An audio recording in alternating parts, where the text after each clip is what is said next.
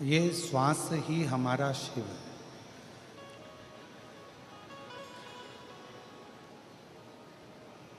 और जिसने मानव शरीर में निकलने वाली श्वासों को, ग्रहण करने वाली श्वासों को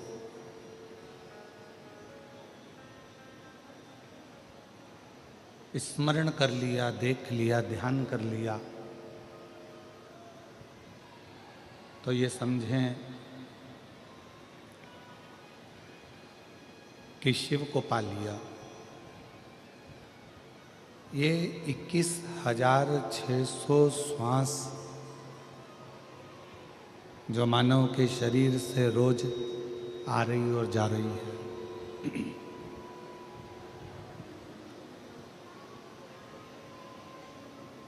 ये 21,600 श्वास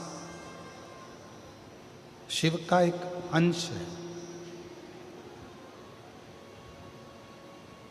जैसे श्वास निकल जाने के बाद में, श्वास समाप्त हो जाने के बाद में शरीर नहीं रहता, केवल एक शव बन जाता है।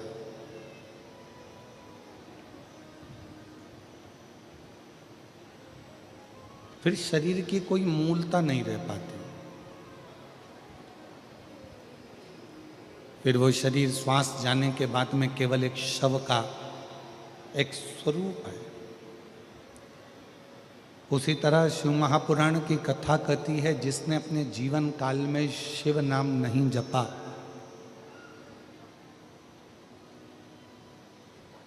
जिसने अपने जीवन काल में शिव नाम नहीं लिया, शिव का स्मरण नहीं किया, शिव की अविरल भक्ति को धारण नहीं करा, भगवान शंकर का नाम नहीं लिया, शिव नाम का स्मरण नहीं किया, वो भी एक शव की तरह।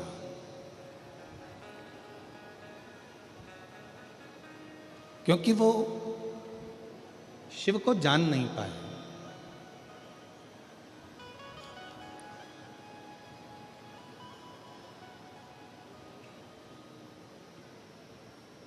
एक व्यक्ति ने एक प्रश्न किया कि माहेश्वरी समाज की उत्पत्ति भगवान महेश से हुई है,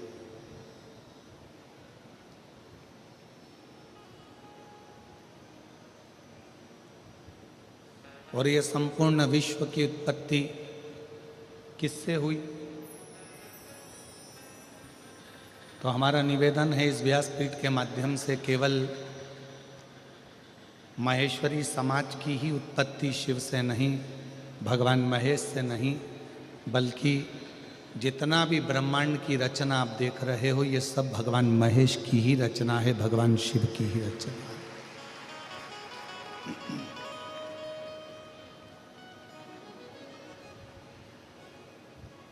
ये रचना किसी दूसरे की है ही नहीं।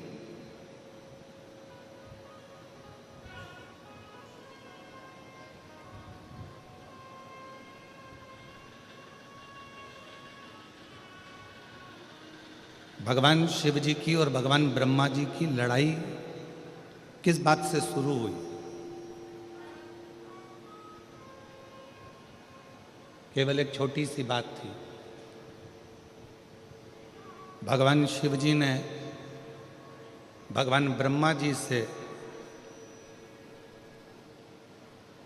केवल इतना कहा कि इस सृष्टि की रचना जब आप करें तो थोड़ा सा अहंकार अपने अंदर मत आने देना, डीले कम करो।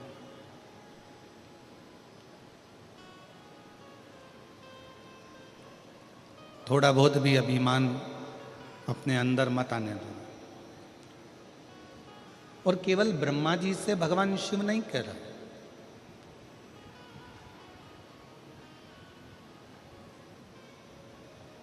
भगवान शंकर प्रत्येक संसार के मानव से, हर व्यक्ति से, हर जीव से शिव एक बात कहते हैं कि कोई भी कर्म करो, जो आपका मन पड़ जाए वो कर्म आप करो, पर कर्म में अभिमतता को सामने प्रकट मत हो।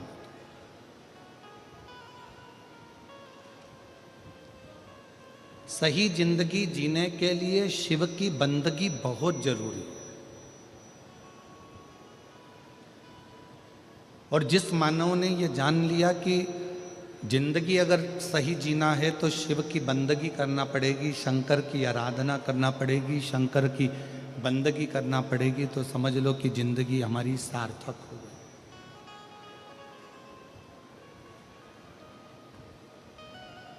शिव की बंदगी के बिना हमारी ये जिंदगी ठीक नहीं हो सकती। मेरी जीजियों, मेरे जीजाओं, मेरी बेटियों, बेटाओं, मेरी माताओं, मेरे भाई, मेरे बुजुर्ग माता पिता तुल्य जितने भी विराजमान हैं, हैदराबाद की इस पवित्र कथा के प्रांगण में से कथा सुन रहे हैं या आस्था चैनल पर, फेसबुक, यूट्यूब पर, आप जिस तेलंगाना की इस भूमि से कथा को, तत्व को ग्रहण कर रहे हैं, वो अपने जीवन में उतारना की सही जिंदगी बनाने के लिए शिव की बंदगी बहुत जरूरी है।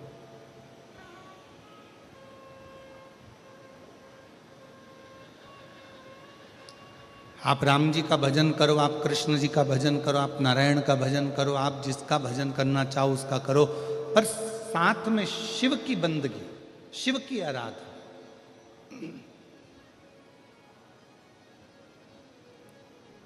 भगवान शंकर का स्मरण हमें जीवन में एक सुख देता है, जिंदगी में जीने की एक नई ऊर्जा प्रदान करता है।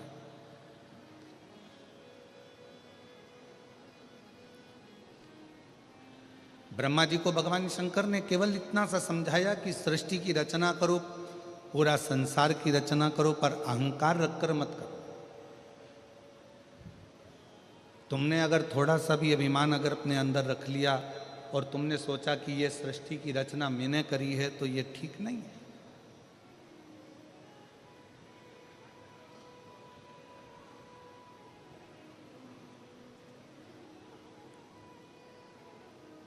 जैसे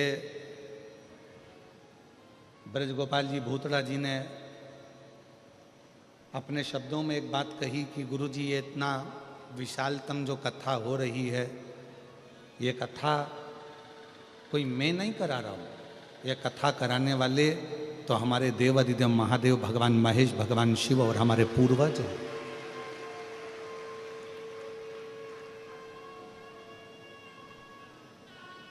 और उसी को आप और हम लोग अपनी भाषा में कहते आए हैं कि प्रभु आपकी कृपा से सब काम हो रहा है, भोले आपकी कृपा से सब काम हो रहा है। करते हो भोले बाबा, मेरा नाम हो रहा है। करते हो भोले बाबा, मेरा नाम हो रहा है। और भोले आपकी कृपा से सब काम हो रहा है। शंभु आपकी कृपा से सब काम हो रहा है। ये जितना, जैसे श्री ब्रजगोपाल जी बोले कि ये जितना जो कुछ करा रहा है सब शिव करा है। माता पिता की कोई प्रेरणा है, माता पिता की कोई आज्ञा है, माता पिता का आशीर्वाद है, पूर्वजों का आशीर्वाद है और शिव की कृपा है, जो ये सब हो रहा है, सब।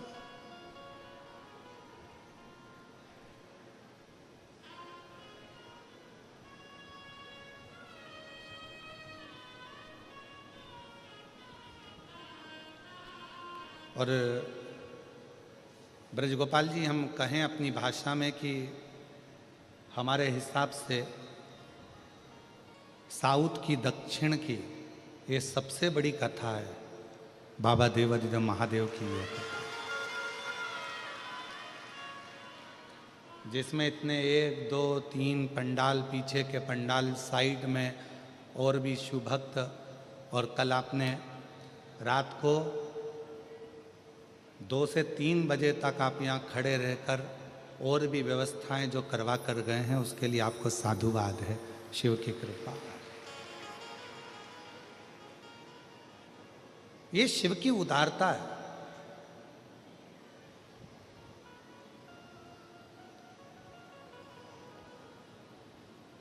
भगवान देवादिदेव महादेव ने भगवान ब्रह्मा जी से केवल इतना सा निवेदन किया कि अहंकार को रखकर सृष्टि की रचना नहीं करना, आप इस अभिमान को छोड़ दो और सृष्टि की रचना करो। इतने में भगवान ब्रह्मा जी से यह बात सहन नहीं हुई।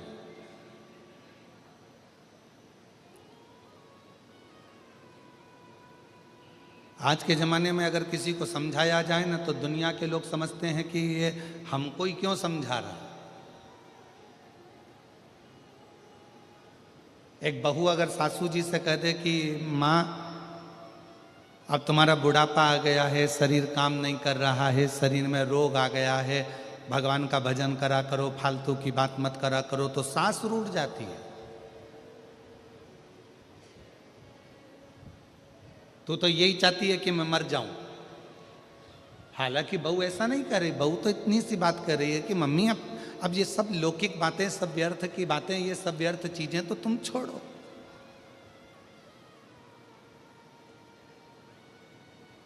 एक दिन हमारी सासू जी से हंस के बोली जेठानी,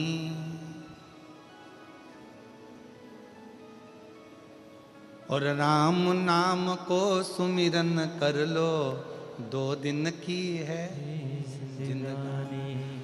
अब जिस दिन से जेठानी जी ने ये कहा कि 2 दिन की जिंदगानी है, राम नाम का सुमिरन कर लो, उस दिन से जेठानी का मुंह ही नहीं देखा सास।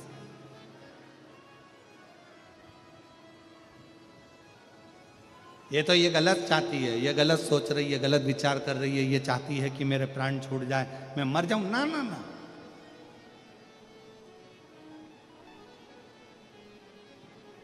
बहू ये नहीं चाहती, बहू तो चाहती है कि आप खूब जियो। बस इतना सा निवेदन है कि संसार की लौकिक बातों को छोड़कर, संसार की बातों का स्मरण ना करते हुए भगवान देवादिदेव महादेव की बात का स्मरण करें। राम नाम, कृष्ण नाम, शिव नाम, नारायण, जिसको तुम भज सकते हो, जिसका तुम स्मरण कर सकते हो, उसका स्मरण करो।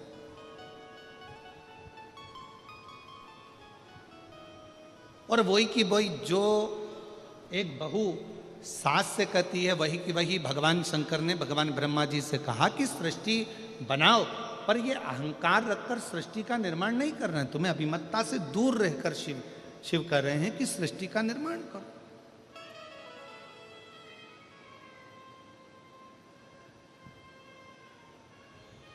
सहन नहीं हुआ ब्रह्मा जी से,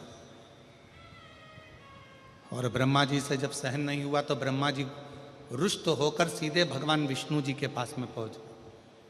और भगवान नारायण आराम से शेषनाग की सैया पर लेटे हुए थे। लक्ष्मी जी चरण दबा रही थी उनके।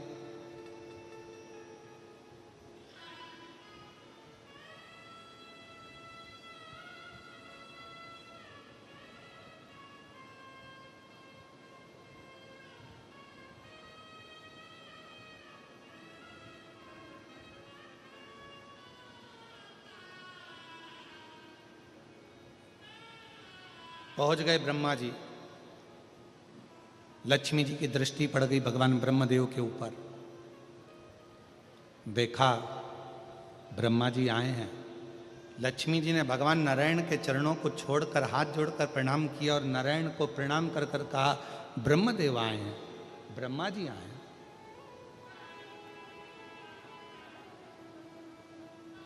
ब्रह्मा जी?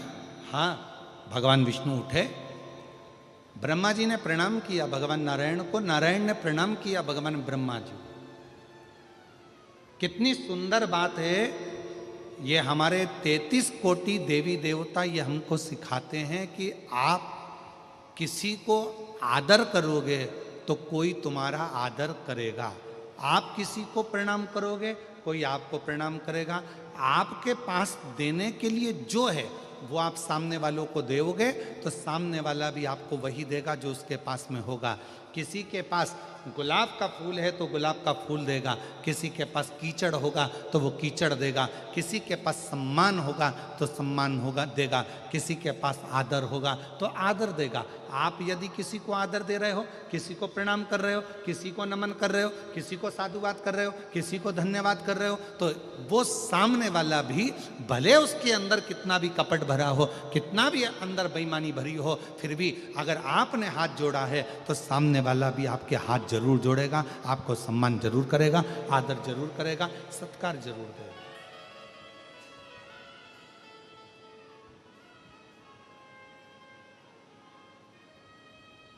आपके पास देने के लिए क्या है ये आपके ऊपर निर्भर करता है।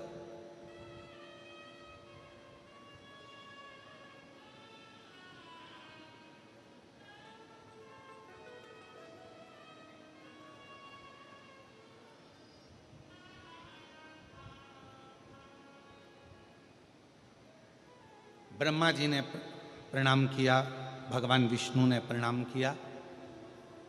भगवान नारायण ने पूछ लिया ब्रह्मा जी से कि किस कारण से आपका आगमन हुआ है, क्यों आए हो, क्या हो गया, किस लिए आना हुआ। तब ब्रह्मा जी ने कहा कि सृष्टि की रचना मैं कर रहा हूं।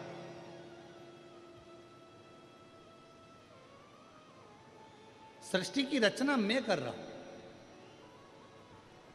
भगवान विष्णु समझ गए जहां पर मैं का संबोधन आ जाता है, जहां पर मैं का संबोधन लग जाता है, फिर वहां अहंकार आकर विराजमान हो जाता है। और यहां मेरा कुछ भी नहीं होना चाहिए। कथा करवाने वाला शिव, कथा वाचने वाला शिव और कथा सुनने वाला भी शिव। कितनी सुंदर बात कही कि स्वयं ईश्वर जी और गोरा जी के रूप में भगवान शंकर पार्वती गणा और गौर बनकर शिव महापुराण के यजमान बनकर कथा को श्रवण कराते हैं, श्रवण करते हैं, कराते हैं।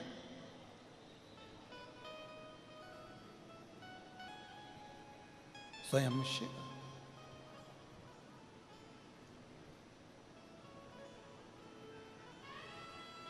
और प्रभु आपकी कृपा से सब काम हो रहा है, भोले आपकी कृपा से सब काम हो रहा है। करते हो भोले बाबा मेरा नाम हो रहा है, करते हो भोले बाबा मेरा नाम हो रहा है। भोले आपकी कृपा से सब काम हो रहा। भगवान ब्रह्मा जी ने जैसे ही कहा कि मैं सृष्टि की रचना कर रहा हूं, तो भगवान विष्णु की बुद्धि में आ गया कि अहंकार समाहित हो गया।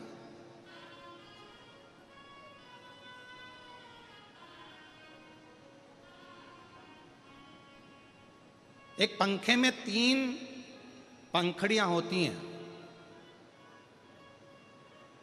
अब आजकल का फैशन हो गया तो 4 पंखड़ी का भी पंखा हो गया, पर शुरू से बचपन से अगर आपने देखा होगा तो कितनी पंखड़ी का पंखा होता है, जम के बोलो जरा, 3 का। और 3 पंखड़ी का ही पंखा घूमता रहता है, तो पंखड़ियां घूमती रहती है, घूमती रहती है, घूमती रहती है। कभी विचार करा कि 3 पंखड़ी का ही पंखा क्यों हुआ, ये 3 पंखड़ियां ही क्यों घुमाई जाती है।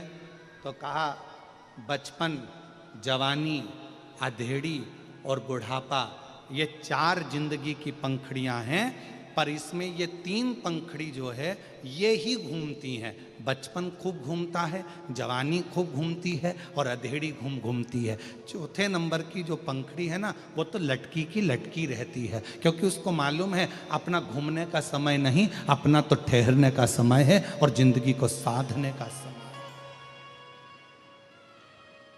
एक बचपन की जिंदगी ऐसी होती है, चलो बैग उठाओ, स्कूल जाओ, घर आए, वापस ट्यूशन जाओ, चलो कोचिंग जाओ, यहाँ आए वहाँ आए, चलो रोटी खाओ, भोजन करो, ये करो वो करो। और माँ अपने बच्चे को, माता पिता अपने बच्चे को दिन भर घुमाता रहते हैं। बचपन पूरा खत्म हो जाता है, जवानी आती है, फिर दिन भर घूमना फिरना, ये काम वो काम, और कमाना करना, ये सारे काम में लगना पड़ता है। विवाह हो जाता है, शादी हो जाती है, गृहस्थी का बोझा माथे पर चढ़ जाता है। फिर आ जाती है अधेड़ी, अधेड़ी में बहन के घर मायरा भरना है, फिर वहाँ जाना है, ये काम करना है, बच्चों की शादी करना है, उसका ये फंक्शन करना है, उसका वो फंक्शन करना है, कहीं बुआ जी के यहाँ जाना है, कहीं सारे संबंध निभाना है, सारी रिश्तेदारी निभाना है। बड़ा निभा कर चलना पड़ता, बड़ा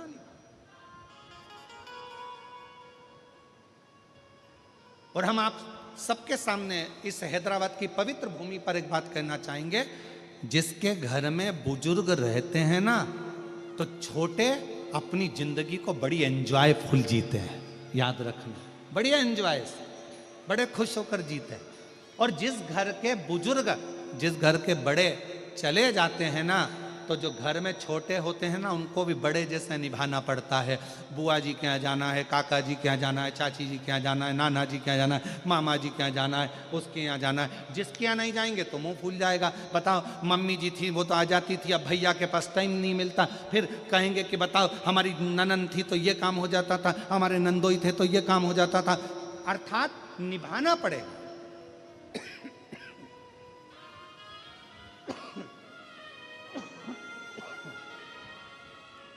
बहुत निभाना पड़ेगा।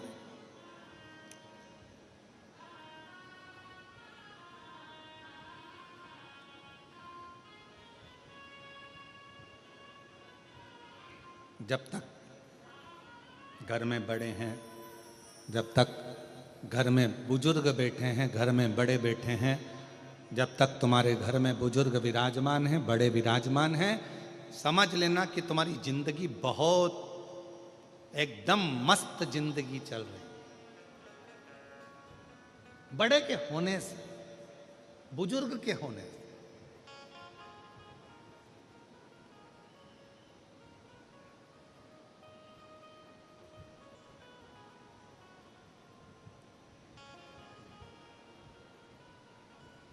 भीतर का मैं, मेरा अहंकार, अभिमान, अहम दूर भगा।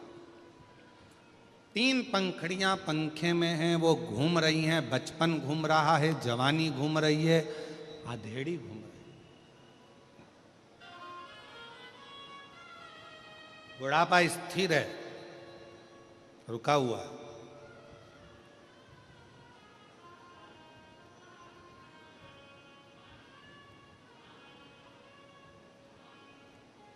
और जब ये बचपन, जवानी, अधेड़ी निरंतर घूमती रहती है, निरंतर घूमती रहती है, भागती रहती है, तब तक व्यक्ति की जिंदगी में सुकून, शांति नहीं रहता। किसी ने पूछा शिवनाम में है क्या? हम कहते हैं शिवनाम में शांति है।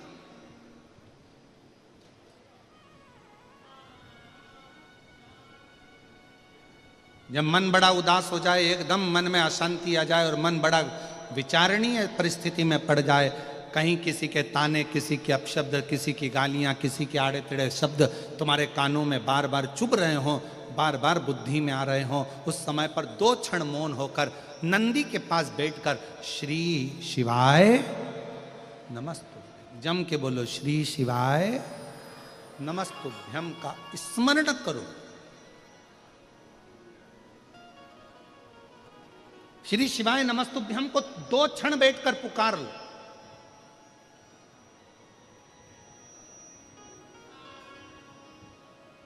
और श्री शिवाय नमस्तुभ्यम, श्री शिवाय नमस्तुभ्यम, श्री शिवाय नमस्तुभ्यम, श्री शिवाय नमस्तुभ्यम, श्री शिवाय नमस्तुभ्यम, श्री शिवाय नमस्तुभ्यम। 2 क्षण बैठो, शिव की साक्षी में, भगवान शंकर की साक्षी में और 2 क्षण में भगवान शंकर के स्मरण को पंचाक्षर मंत्र नमः शिवाय, षडाक्षर मंत्र ओम नमः शिवाय या फिर श्री शिवाय नमस्तुभ्यम मंत्र का उच्चारण एकदम आनंद के साथ करना प्रारंभ करो। धीरे धीरे धीरे धीरे मन की शांति अपने आप आना प्रारंभ हो जाए। और यहां तक शिव महापुराण की कथा कर रही है।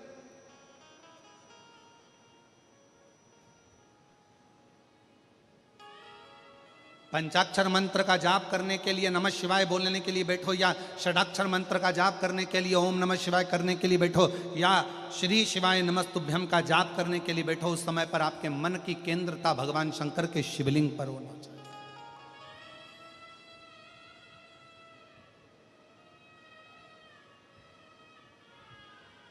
आपके मन का चिंतन पूरा शिवलिंग की ओर होना चाहिए। भगवान शंकर के शिवलिंग के ऊपर जो घड़ा रखाता है, जलधार रखाती है, वो 3 उसमें टेकियां होती हैं, 3 पाए होते हैं। कितने पाए होते हैं? 3। ब्रह्मा, विष्णु, महेश। जल का घड़ा, उसमें से एक एक बूंद जल नीचे गिर रहा है, अर्थात वो जल बता रहा है कि ब्रह्मा, विष्णु और महेश ये तीनों एक हैं, इसमें कोई भेद नहीं है। आप ब्रह्मा जी की अगर निंदा कर रहे हैं तो समझ लें शिव की निंदा हो रही है। आप शिव की निंदा कर रहे हैं, समझ लें भगवान नारायण की निंदा हो रही है। नारायण की निंदा कर रहे हैं, समझ लें भगवान शंकर की निंदा कर रहे हैं। ये तीनों सम हैं, क्योंकि इसमें एक एक बूंद जो जल गिर रहा है ये हमें बता रहा है कि ब्रह्मा, विष्णु और महेश, इन तीनों में कोई भेद नहीं है। इसलिए शिव जी की आरती में भी ये प्रसंग आता है।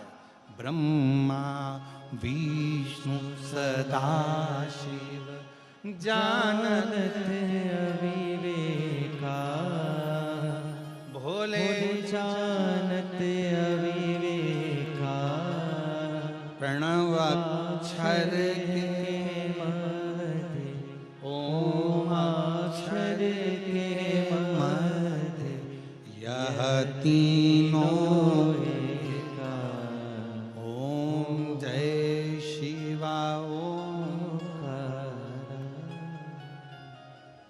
तीनों एक, इसमें भेद नहीं है।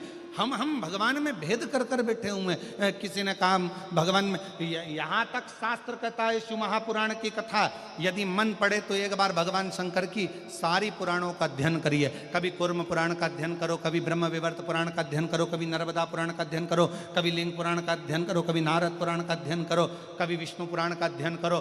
सारी पुराणों का अध्ययन करोगे तो उस अध्ययन में निकलेगा कि ये 3, इनमें कोई भेद नहीं, ये तीनों एक हैं। संसार के लोगों ने अपने लिए इनमें भेद उत्पन्न कर दिया कि ये बड़े वो छोटे, ये छोटे वो बड़े। संसार के लोग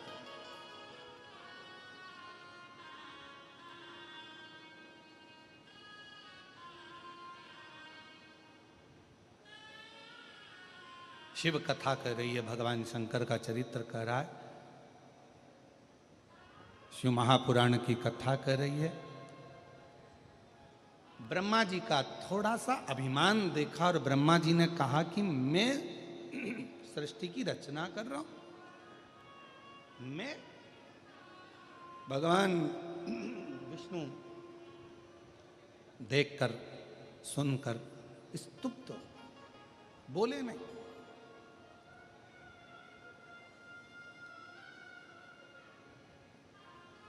समझ गए जिस मुख से व्यक्ति अहंकार की बात करता है वो मुख बहुत समय तक रहता नहीं है।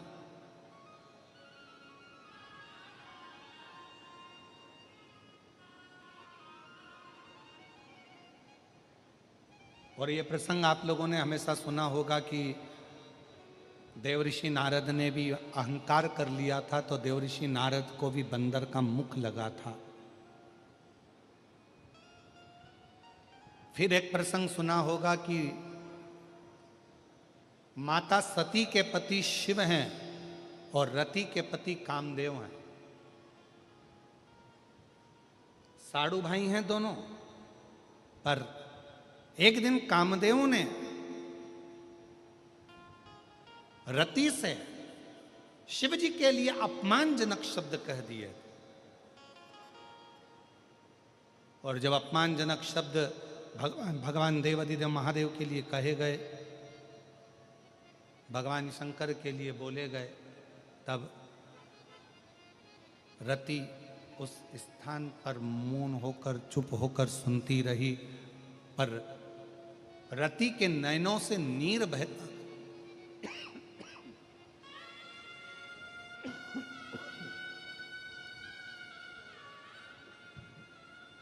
रति के नैनों से नीर बहता गया। क्यों? क्योंकि रति शिव की आराधना करती थी।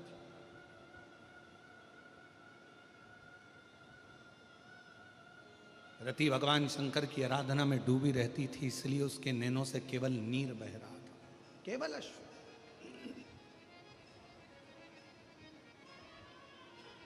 और हुआ क्या? कामदेव जब जलकर भस्म हुए,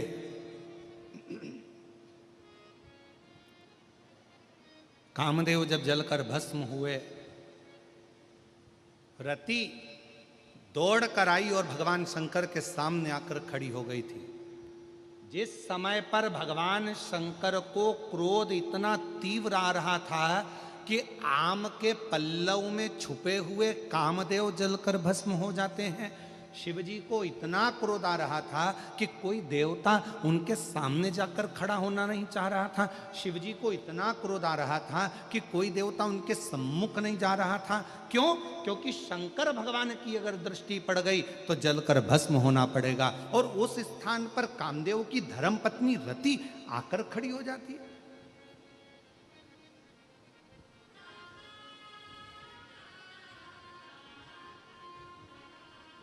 रति के पास ये बल कहां से आया?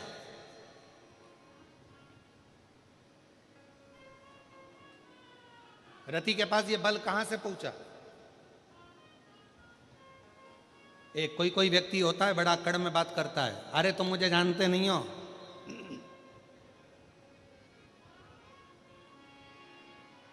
कई माताएं होती हैं जो दरवाजे पर आने पर भी फोन लगाऊं कि अब भी हाल, मुझे तो इसी गेट से अंदर जाना है, चाहे कुछ भी हो जाए, मैं तो इसी गेट से जाऊंगी, जा लगाऊं क्या फोन अब भी यार? मतलब इसके पीछे कोई ना कोई है, इसके पीछे कोई ना कोई बुलंद, कोई बड़ा, कोई बुजुर्ग, कोई व्यक्ति, दमदार व्यक्ति इसके पीछे है। इसीलिए ये इतने अकड़ में, इतने क्रोध में, इतने बल में बात कर रही। तो रति अगर शिवजी के सामने जाकर खड़ी हो रही है, रति अगर भगवान शंकर के सामने जाकर खड़ी हो रही है और इतना क्रोध के सामने खड़ी हो रही है, तो रति के पास कुछ ना कुछ तो है।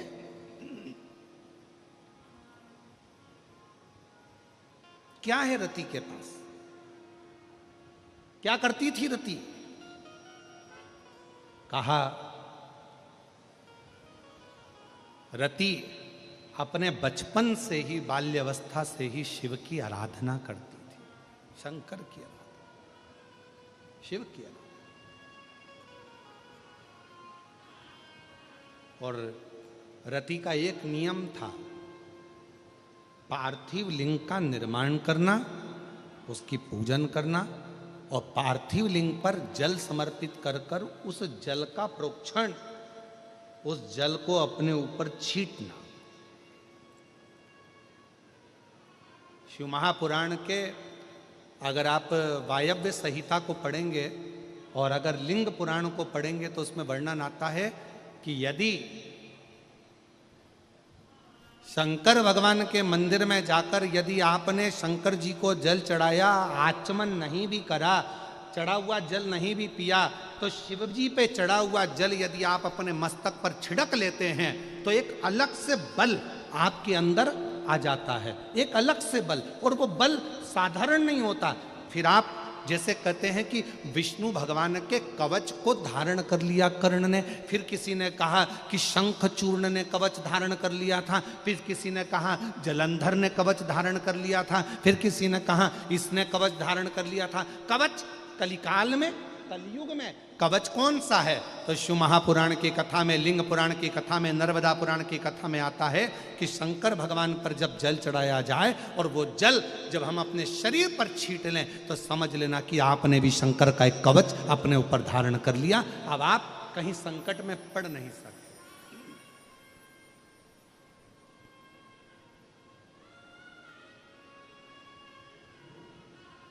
और मैंने तेरे ही भरोसे बाबा, तेरे ही भरोसे हवा बिच उड़ती जावांगी बाबा, डोर तो चढ़ी नाम कटी जावांगी।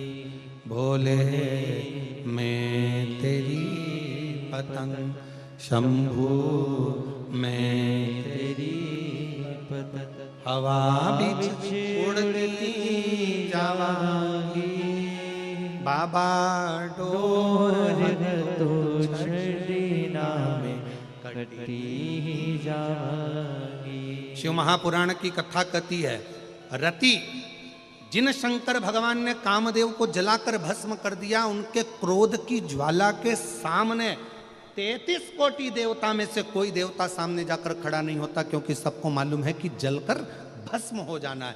केवल अकेली रति शिव जी के सामने जाकर खड़ी हो जाती है और उनकी तेज क्रोध की ज्वाला के सामने रति खड़ी हुई है।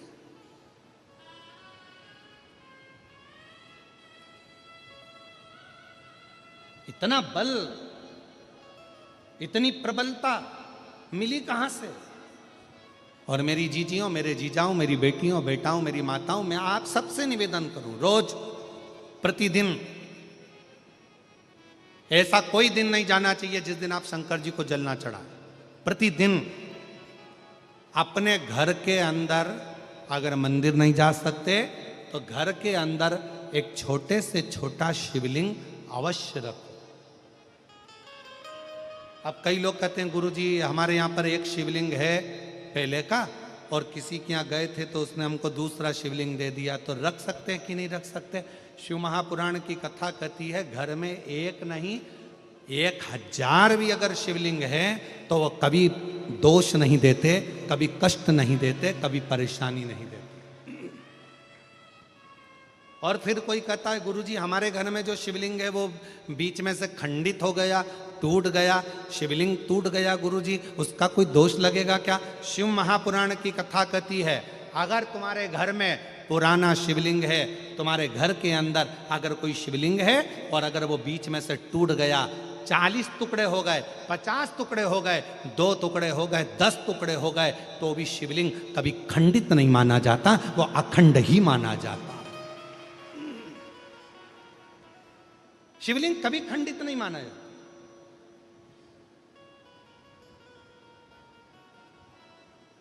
सहस्त्रेश्वर हजारों टुकड़े होने पर भी शंकर भगवान का शिवलिंग कभी खंडित नहीं, कभी खंडित। और कितना सुंदर कहा, तुमने पार्थिव लिंग का निर्माण करा। अब पार्थिव लिंग काय का बनाते हो? मिट्टी का बनाते हो, बालू रेत का बनाते हो। मान लो आप लोगों ने पार्थिव लिंग का निर्माण करा और पूजन करते करते ब्राह्मण देवता पूजन करा रहे हैं, आपने जल चढ़ाया, जल चढ़ाते से ही वो मालूम पड़ा शिवलिंग, पार्थिव लिंग का निर्माण करा, वो पार्थिव लिंग थोड़ा सा खंडित हो गया, पार्थिव लिंग कहीं बीच में से टूट गया, कहीं कुछ हो गया, या गलकर उस पानी में गलता गया। आपके मन में आया कि बताओ मैंने पार्थिव लिंग का निर्माण करा था और वो पानी में गल गया, टूट गया, खंडित हो गया, ऐसा हो गया, वैसा। ना ना ना ना, ब्राह्मण देवता पूजन करा रहे हैं, आपने पार्थिव लिंग का निर्माण कराए, पार्थिव लिंग की पूजन चालू कर दी, और पूजन चालू करने के बाद में अगर आप उस पर पानी चढ़ा रहे हैं, जल चढ़ा रहे हैं, और वो पार्थिव लिंग अगर आपका थोड़ा बहुत भी खंडित हो रहा है, गल रहा है, जल में जा रहा है, या उसका रंग जा रहा है, या इधर से जहां से जल चढ़ा रहे थे वहां से पूरा धुलते चले जा रहा है, तो ये मत सोचना कि वो खंडित हो गया। नहीं, पार्थिव लिंग का मतलब होता है कि मिट्टी के छोटे छोटे कण, बालू रेत के छोटे छोटे कण एक जगह पर एकत्रित कर लिए और उस पर आपने जल चढ़ाना चालू करा। पार्थिव लिंग का मतलब होता है कि एक शिवलिंग की पूजन नहीं, पार्थिव लिंग का मतलब होता है उस लिंग को बनाने के लिए जितनी मिट्टी लगी, उस मिट्टी में जितने जितने कण थे, जितने छोटे छोटे कण थे, वो सब एक जगह पर इकट्ठे हो गए। तो हमको केवल एक पार्थिव लिंग पूजन का फल नहीं, हजारों पार्थिव लिंग पूजन का फल एक साथ प्राप्त हो जाता है। उसकी खंडिता नहीं, वो खंडित नहीं हुआ है, वो टूटा नहीं है, उसमें खंडितता नहीं आई।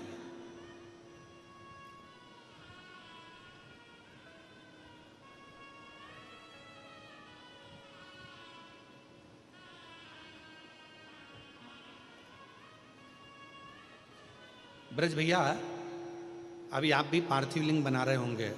ब्राह्मण लोग जब शिव पुराण चलती है तो पार्थिव लिंग का निर्माण किया जाता है। आप भी रोज पार्थिव की पूजन कर रहे होंगे, तो कई बार आपके मन में भी ये भाव आता होगा कि हम जल चढ़ा रहे हैं, जल चढ़ाते चढ़ाते मालूम पड़े मिट्टी का शिवलिंग है या बालू का शिवलिंग है, वो गल रहा है या जा रहा है या उसमें कण अलग हो रहे हैं। तो तभी शिव महापुराण की कथा कहती है, पार्थिव लिंग का निर्माण होने के बाद जब हम भगवान शंकर की स्तुति करना प्रारंभ कर देते हैं, आराधना करना प्रारंभ कर देते हैं, उसका जब पूजन करना प्रारंभ कर देते हैं, फिर उस पर जल चढ़ाने पर अगर वो अलग अलग टुकड़ों में भी हो जाता है तो भी वो खंडित नहीं माना जाता। पार्थिव तो पार्थिव पूजन के महत्व को ही रखता है। पार्थिव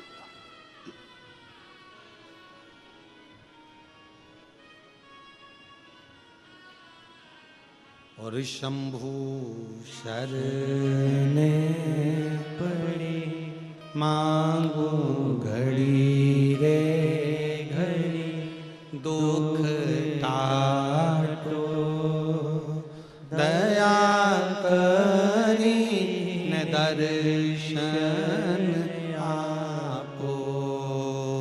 शंभु शरणे पड़े मांगो घड़ी रे घड़ी दुख काटो दया करी ने दर्शन। ओ शंभु शरणे पड़ी मांगू घड़ी रे घड़ी दुख काटो दया करी ने दर्शन आपो। ओ शंभु शरणे पड़ी सब बोलिए मांगो घड़ी रे घड़ी दुख काटो दया करी ने दर्शन आपो। पार्थिव रति शिव जी के सामने खड़ी है, इतनी क्रोध की ज्वाला के सामने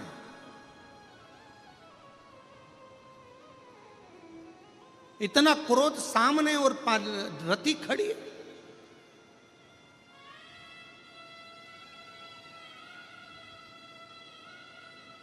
ब्रह्मा जी देख रहे थे, भगवान विष्णु जी से कहा कि रति को समझाओ कि शिव जी के सामने ना जाए, उनको क्रोध आ रहा है, बहुत क्रोध, शिव के सामने ना जाए रति, रति को समझाइए। भगवान नारायण ने कहा कि ब्रह्मा जी मैं रति को नहीं समझा सकता कि तुम शिव के सामने मत जाओ, उसको जाने दो।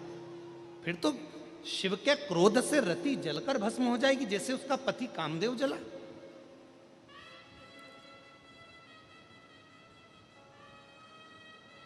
फिर तो रति जल जाएगी। नहीं, शंकर भगवान के सामने रति का बाल भी बांका नहीं होगा, बल्कि अपने पति को वापस लेकर रति आएगी। भगवान नारायण कह रहे हैं। भगवान ब्रह्मा जी ने पूछा, आप कैसे कह सकते हो कि रति अपने पति को लेकर आ जाएगी और उसका बाल बांका नहीं होगा? भगवान नारायण ने कहा, ब्रह्मदेव ये रति कोई साधारण नहीं है, प्रतिदिन रोज पार्थिव लिंग का पूजन करती है, शिवलिंग का पूजन करती है और शिवलिंग के चढ़े हुए जल को अपने ऊपर छींट लेती है, जिससे हजारों हजारों कवच उस रति के पास होते हैं, तो रति जलकर भस्म नहीं हो सकती है। उसके पास वो कवच शिव का है, भगवान देवादिदेव महादेव का वो कवच उसके पास।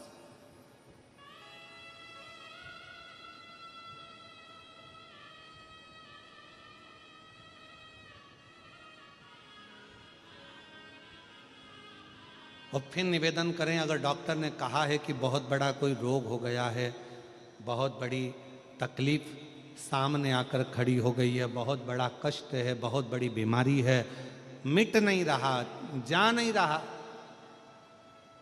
डॉक्टर शिव का एक रूप होता है। हम अपनी व्यासपीठ से हमेशा कहते हैं कि डॉक्टर को शंकर मानो। डॉक्टर शिव का एक रूप है।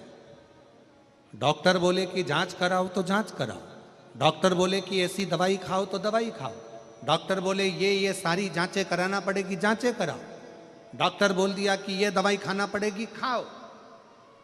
पर डॉक्टर के साथ में, उस दवाई के साथ में एक काम और चालू करो, शिव की भक्ति को प्रारंभ कर दो, क्योंकि डॉक्टर भी शंकर का एक रूप है और वो मृत्यु को जीतने वाला महामृत्युंजय मेरा शंकर भी एक डॉक्टर का ही प्रतिबिंब स्वरूप। शिव को आराध्य बनाकर अर्चना कर, शिव को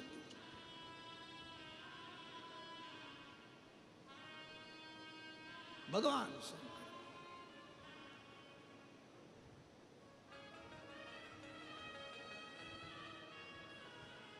दवाई नहीं लग रही है, कई माताएं ऐसी हैं जो रोज दवाइयाँ खाती हैं, रोज दवाइयाँ खाती हैं, रात को सोना है तो दवाई, घुटने दुख रहे हैं तो दवाई, बीपी है तो दवाई, शुगर है तो दवाई। हम मना नहीं करेंगे कि तुम मत खाओ, खाओ, पर थोड़े दिन एक प्रैक्टिकल कर कर देखो। शिव जी का एक नाम है कुंदकेश्वर महादेव। सब लोग बोलो उस नाम को। कौन सा नाम है? कुंदकेश्वर महादेव। विदल और उत्पल दो असुरों का संहार करने के लिए माता पार्वती जी ने कुंदुक का प्रहार करा था, और वो कुंदुक विदल उत्पल का संहार कर कर शिव जी के चरणों में जाकर गिरा था। शिव जी का नाम कुंदकेश्वर हो गया था। तब स्वयं भगवान कुंदकेश्वर शंकर भगवान ने कहा था, पार्वती तेरे कुंदुक के प्रहार से विदल और उत्पल के मरने के बाद में ये कुंदुक मेरे चरणों में आया है, आज मेरा नाम कुंदकेश्वर हुआ है। पार्वती, संसार सागर में भूमंडल पर जो भी मानव मनुष्य औषधि का सेवन करेगा और कुंदकेश्वर का स्मरण करेगा, वो रोग से मुक्त होगा, रोग से। इसलिए डॉक्टर अगर दवाई दे रहे हैं, डॉक्टर अगर औषधि दे रहे हैं, तो एक काम जरूर करो, कुंदकेश्वर महादेव का नाम लेकर उस दवाई को खाना प्रारंभ करो। एक पत्र है, अच्छा है।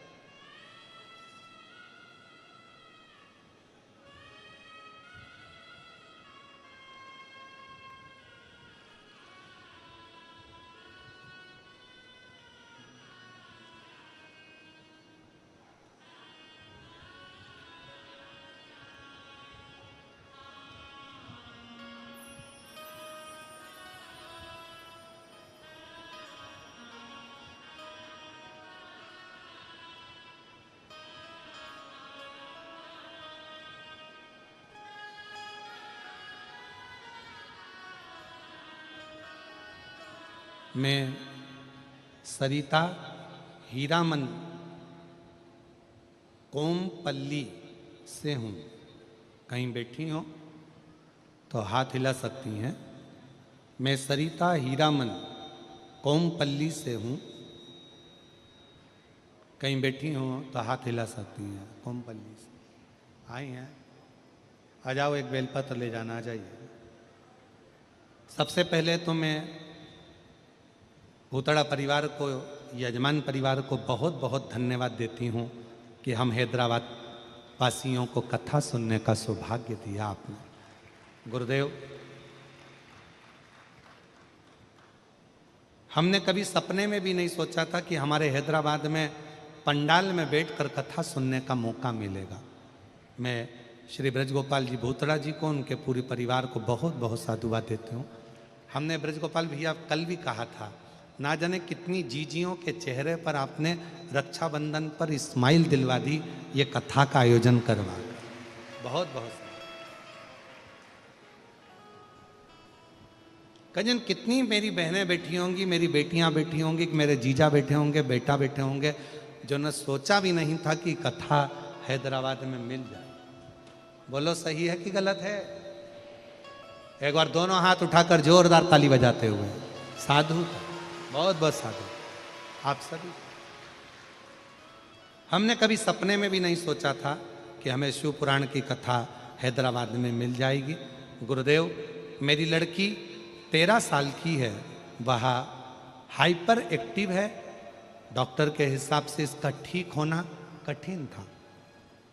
बहुत सारे डॉक्टरों को दिखाया लेकिन कोई भी असर नहीं हुआ। मेरी 13 साल की लड़की डॉक्टर के हिसाब से ये ठीक नहीं हो सकती थी। फिर मेरी भाभी ने आपके बारे में बताया, फिर मैंने कथा सुनना आरंभ किया, सियोर गई, 1 लोटा जल का भी प्रयोग किया, रोज शिव मंदिर भी जाती, 1 लोटा जल 1 बेलपत्र मेरी लड़की को खिलाया। गुरुदेव, 1 महीने में मुझे उसमें बदलाव नजर आने लगा। अभी पूरी तरह से मेरी लड़की स्वस्थ हो गई। मैं बाबा को यहाँ प्रणाम करने के लिए पूरी तरह से। उस पत्र में उसने लिखा कि मैंने सारे डॉक्टरों से इलाज करवा लिया, पर डॉक्टर ने कह दिया था मुश्किल है कि ये ठीक हो पाए। पर आज मेरी बेटी 13 साल की पूरी ठीक हो गई। ये एक पत्र और बड़ा सुंदर है।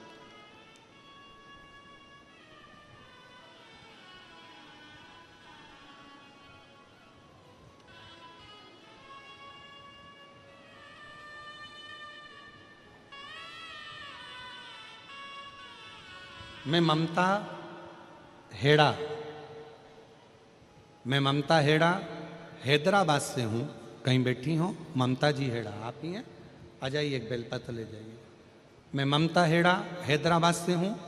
मैं भूतड़ा परिवार को धन्यवाद देती हूँ, श्री ब्रजगोपाल जी को और उनके परिवार को, जिन्होंने ये कथा हमारे हैदराबाद में कराकर हम सबकी मनोकामना पूर्ण करी। एक बार जोरदार ताली बजाएं साधु का। गुरुदेव, मुझे बाबा ने 2 आशीर्वाद ऐसे दिए कि हमने सोचा भी नहीं था। एक, मेरी बेटी को संतान की प्राप्ति। गुरुदेव, 6 वर्ष मेरी बेटी को हो गए थे। डॉक्टरों के हिसाब से वो मां नहीं बन सकती थी, पर सब आस छोड़ दी थी। तब शिव महापुराण की कथा में बताए हुए तुमरुका जी का प्रयोग, सफेद आंकड़े की जड़ का प्रयोग मेरी बेटी के जीवन में सुख दिया और 6 वर्ष के बाद मेरी बेटी की यहाँ संतान की प्राप्ति हुई। मैं बाबा को धन्यवाद देने के लिए आई हूँ। दूसरा, गुरुदेव, मेरे पति का स्वास्थ्य बहुत खराब रहता था। हमेशा कहीं ना कहीं कोई ना कोई तकलीफ रहती थी। शिवजी पे चढ़े हुए जल को उनको पिलाना प्रारंभ करा और प्रदोष वाला त्रयोदशी का जो उपाय था वो करना प्रारंभ करा। बाबा की कृपा से अब वो पूर्ण तरह से स्वस्थ हैं। मैं बाबा को यहाँ धन्यवाद देने के लिए आई हूँ। शिव तत्व है, उसको शिव कहते हैं, शंकर। जितना विश्वास, जितना भरोसा, जितनी दृढ़ता,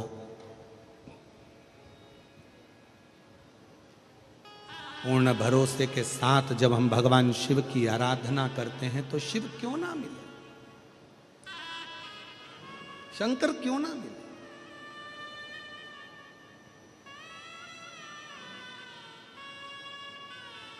एक विश्वास की मूलता।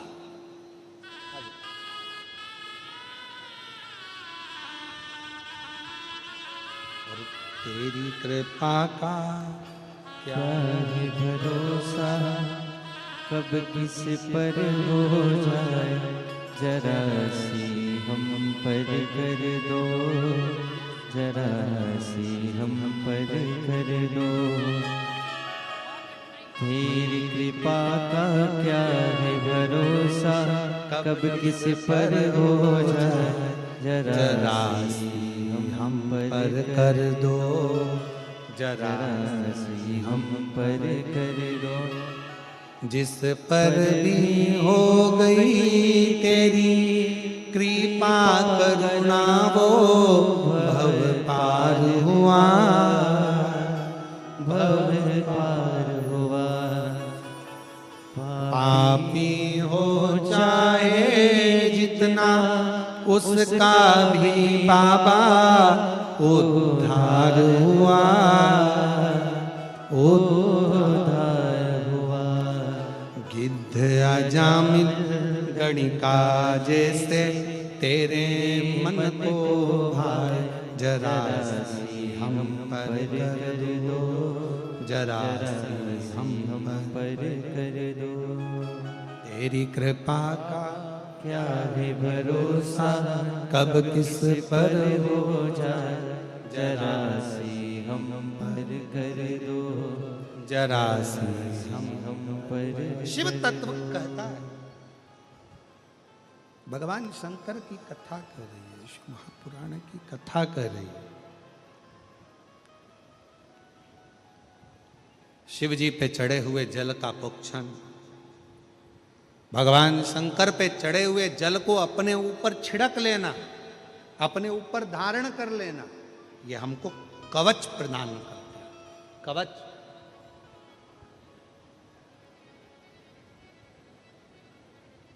तो शिवजी का एक नाम है कुंदकेश्वर महादेव। सब लोग बोलो जम के, क्या नाम है? आवाज नहीं आई है, जरा दमदारी से बोलो, कुंदकेश्वर। फिर से बोलो, कुंदकेश्वर महादेव। हम जब छोटे थे तब हमको पढ़ाते थे टीचर, तो जो याद नहीं होता था उसको चिल्ला चिल्ला के बुलवाते थे, बोलो 2 एकम 2, 2 दूनी 4, 2 तिया 6, 2 चौको 8, चिल्ला चिल्ला कर दिन भर बुलवाते थे, बोलते रहो, चलो बोलो। घर जाते जाते आप भी ना भूलो, इसलिए हम बार बार खिलवा रहे हैं। कौन से महादेव? कुंदकेश्वर महादेव। अगर शरीर में दवाई ना लगे, औषधि ना लगे, गोलियां ना लगे, दवाई काम ना करे, तो कुंदकेश्वर महादेव का नाम लेकर उस दवाई को खाना प्रारंभ करो। शिव के ऊपर भरोसा रखो, विश्वास।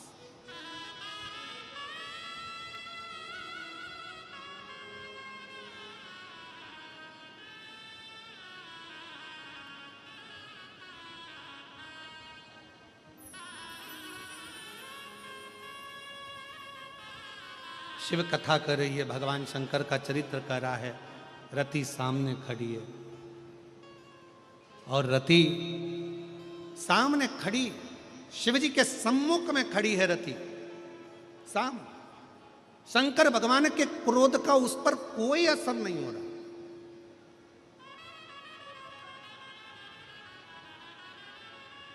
क्रोध की ज्वाला, शंकर भगवान के क्रोध की ज्वाला कामदेव को जलाकर भस्म कर दी। भगवान ब्रह्मा जी स्वयं डर रहे हैं, ब्रह्मा जी कांप रहे हैं। ब्रह्मा जी को लग रहा है कि ये रति का क्या होगा। भगवान नारायण से कहा रोक दो, भगवान नारायण कहते नहीं नहीं रोकना नहीं है, ये शंकर की उपासक है, शिव की भक्त है। जो शंकर का भक्त होता है, शिव की आराधना करने वाला होता है, शिव की उपासना करने वाला होता है, वो भय नहीं खाता, उसको भय नहीं होता, चिंता नहीं होती। क्यों चिंता करना? महाराज, कवि और कथाकार, इन दोनों में बहुत बड़ा अंतर होता है। एक कवि में और एक कथाकार में बहुत बड़ा अंतर होता है। कवि शब्दों को जोड़ लेता है, कथाकार शब्द नहीं जोड़ता। जितने भक्त आते हैं उनको शंकर भगवान से जोड़ देता है, वो कथाकार।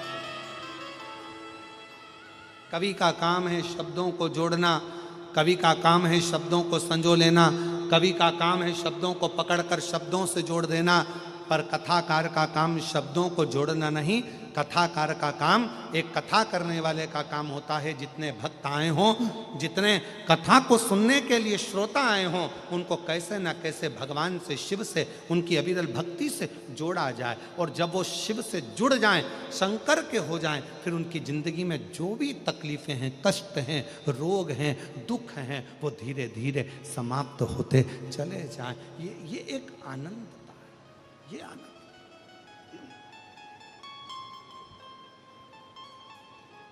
शिव कथा कर रही है, भगवान शंकर का चरित्र कह रहा है। शिव महापुराण की कथा, भगवान शंकर का चरित्र, शिव तत्व कह रहा है। भगवान शंकर की कथा कर रही, रति हिली नहीं, रति नहीं। और आखिरी में क्या हुआ? शिव जी के क्रोध की ज्वाला, शंकर भगवान के क्रोध की ज्वाला जो रति के ऊपर गई, रति हाथ जोड़कर खड़ी भगवान शंकर के नाम का स्मरण कर रही है, शिव को पुकार।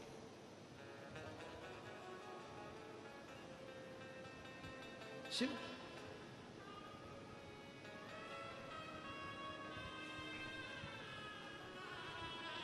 और ये संसार सागर में, ये पूरे ब्रह्मांड में, पूरी दुनिया में, पूरे संसार में भगवान के नाम की बड़ी महत्वता है, बड़ी महत्वता। नाम की बड़ी महत्वता है। कई लोग अपनी अपनी भाषा में कह देते हैं, गुरुजी हमारे घर में हमने भगवान शंकर, भगवान का एक रूम बनाया है, भगवान का एक कमरा बनाया है। आप लोगों में भी कई लोग ऐसा बोल देते हैं, हमने बहुत बड़ा बंगला बनाया गुरुजी, उसमें भगवान का एक कमरा बनवाया।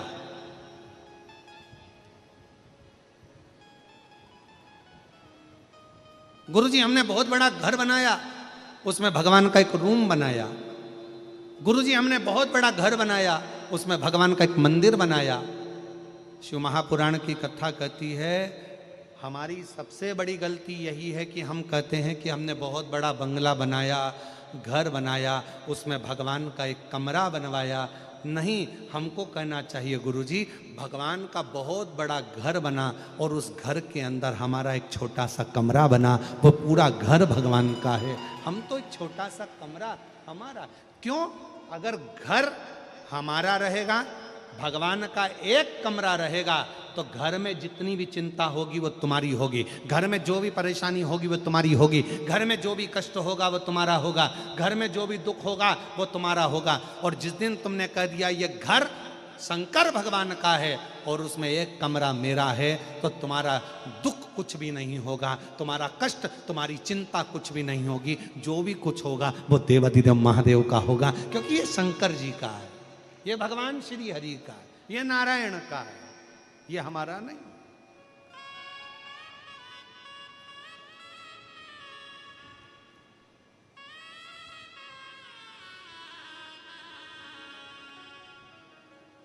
यहां कुछ भी मेरा नहीं है, यहां सब, कभी मुख से मत कहो मेरा, हमारे घर में हमने भगवान का एक कमरा बनाया, बल्कि ये कहो कि भगवान के घर में हमारा एक कमरा बना है। घर किसका? जम के बोलो, भोले नाथ का। परिवार किसका? आवाज नहीं आई, भोले नाथ का। गाड़ी किसकी? भोले नाथ की। चला कौन रहा है? तुम्हें गाड़ी चलाना आती है क्या? अरे जम के तो बोलो।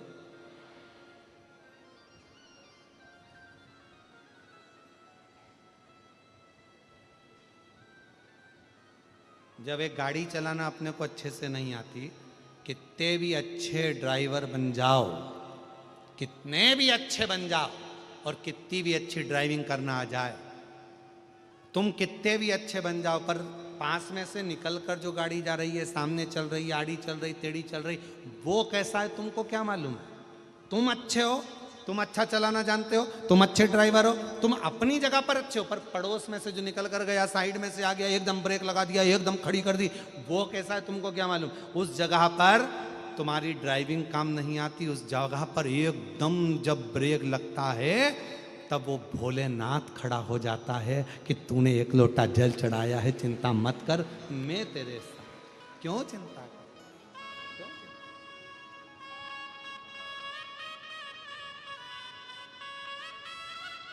उस समय पर हम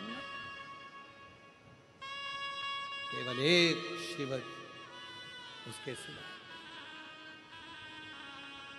पूरी गाड़ी एक चाबी पर आश्रित होती है। पूरी गाड़ी एक चाबी पर आश्रित है।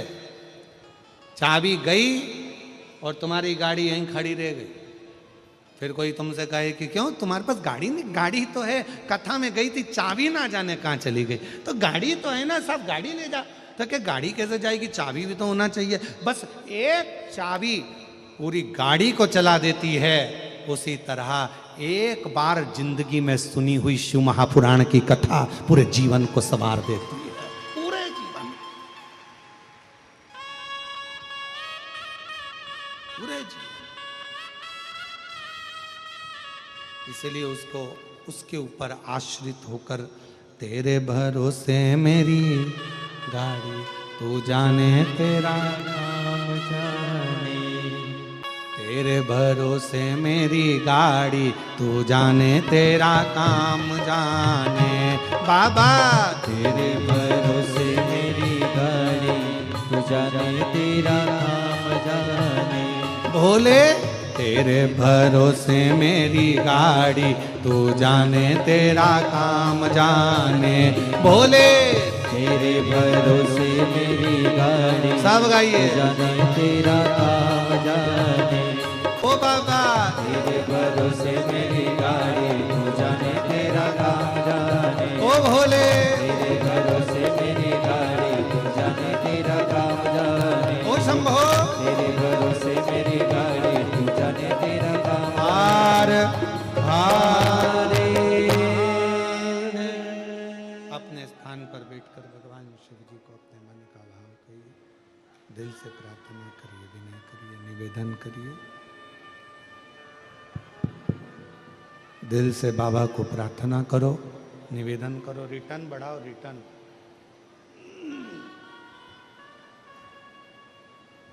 भगवान शिव को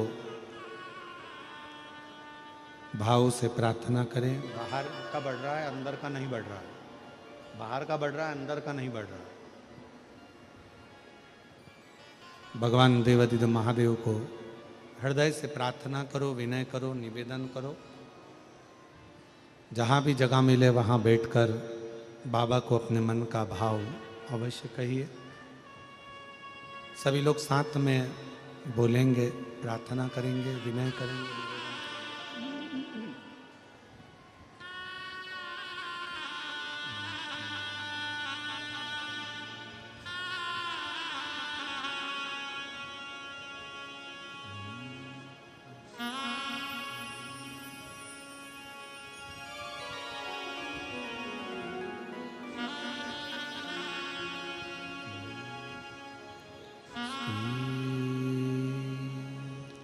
शिवाय नमस्तुभ्यं। श्री शिवाय नमस्तुभ्यं। श्री शिवाय नमस्तुभ्यं। श्री शिवाय नमस्तुभ्यं।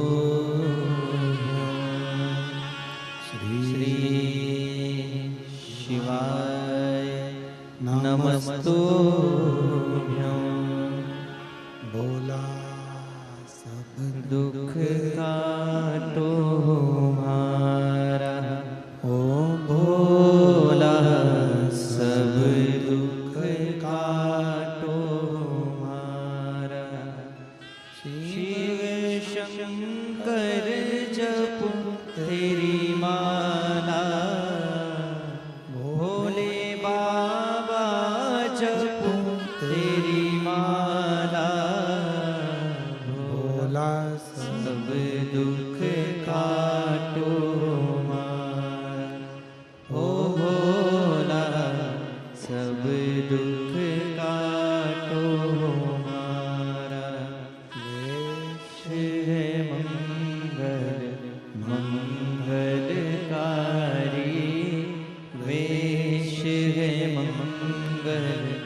मंगलकारी शमशाने वासी हमारा, शमशाने वासी हमारा, ओ भोला सब दुख काटो हमारा, ओ भोला सब दुख काटो हमारा।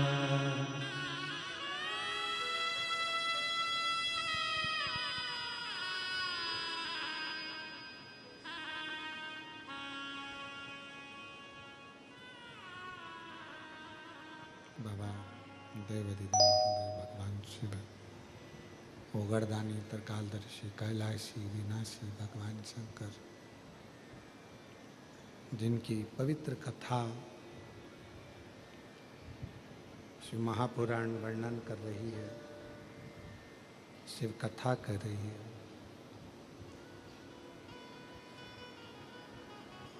शिव जी ने देखा रति की ओर और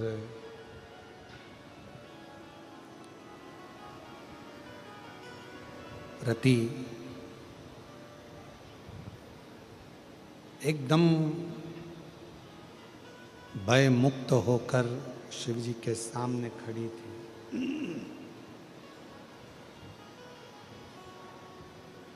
रति के हृदय में कहीं भय नहीं था। शंभु शंभु, रति के हृदय में कहीं पर भी भय नहीं।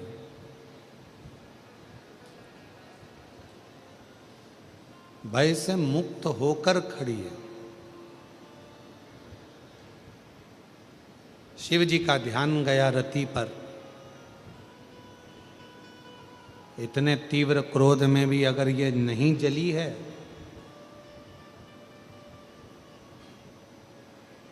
तो कुछ तो है।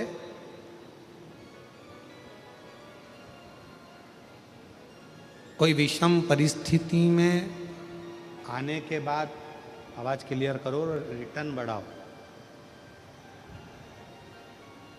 कोई विषम परिस्थिति में आने के बाद भी अगर भगवान शिव की बाहर का बढ़ रहा है, अंदर का नहीं बढ़ रहा,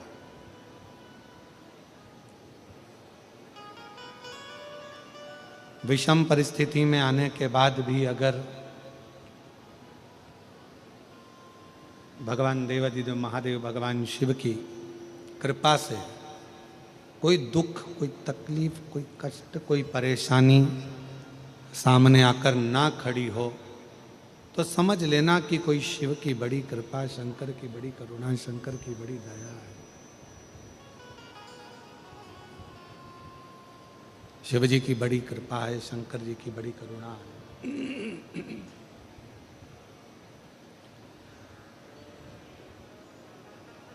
एक विषम परिस्थिति रति के सामने थी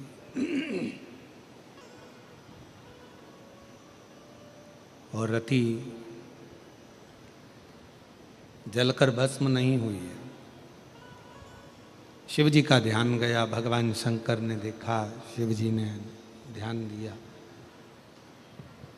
और भगवान शंकर ने ध्यान दिया तो रति को देखकर भगवान शंकर को लगा एकदम निर्भय,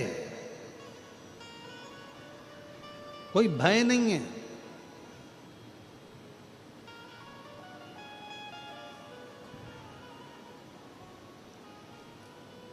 तब भगवान शंकर ने कहा रति से कि मांगो तुमको क्या चाहिए। ब्रह्मा जी मुस्कुराने लगे कि बताओ कि सामने स्वयं क्रोध, इतना तेज क्रोध सामने आया हुआ है और वो क्रोध में रति जली नहीं है, रति समाप्त नहीं हुई, उस क्रोध में जली नहीं। और भगवान शंकर रति से कह रहे हैं कि मांगो तुमको क्या चाहिए, क्या प्रदान किया जाए तुमको।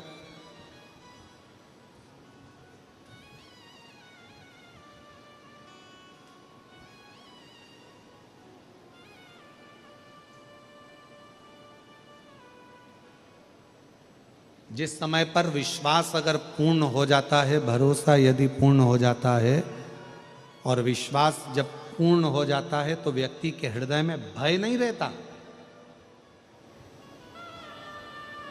उसका भय समाप्त हो जाता है। क्यों? क्योंकि उसके अंदर विश्वास बढ़ गया।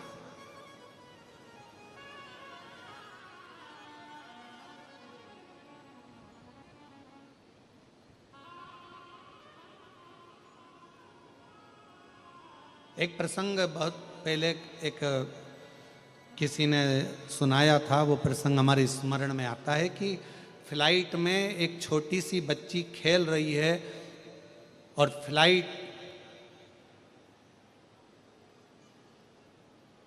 ऐसा सूचना मिली है कि ये क्रैश होने वाली है, ये फ्लाइट समाप्त होने वाली है। और बेटी अपने खिलौने से खेल रही है, बच्ची अपने खिलौने से खेलने में लगी हुई है, उसको कोई मतलब नहीं क्या हो रहा है क्या नहीं, वो तो अपनी मस्ती में अपनी जिंदगी जी रही है। उस बच्ची से कहा कि एक अनाउंस हुआ है कि ये फ्लाइट समाप्त होने वाली है, क्रैश होने वाली है, और तुम रो नहीं रही हो, सब रो रहे हैं और तुम नहीं रो रही हो। सबको दुख है, तुम्हें दुख नहीं है। उसने कहा नहीं। तुम्हारी आंख में आंसू नहीं है? नहीं। तुम खेलने में लगी हो? हाँ। क्यों? क्योंकि मैं जानती हूं कि जो फ्लाइट के जो पायलट हैं, जो फ्लाइट उड़ा रहे हैं, वो मेरे पापा हैं, और मेरे पापा कभी मुझे मरता हुआ नहीं देख सकते। ये मुझे विश्वास है।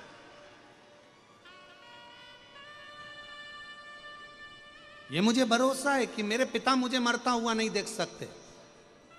ये भरोसा अपने अंदर लाना है कि हमारे जीवन में अगर तकलीफ थोड़ी सी भी है, याद रखना हमारे घर में भगवान का कमरा नहीं है, भगवान के घर में हमारा कमरा है। हमारी सारी चिंता हमें हमारे देवाधिदेव महादेव को छोड़ देना, भगवान पर छोड़ देना।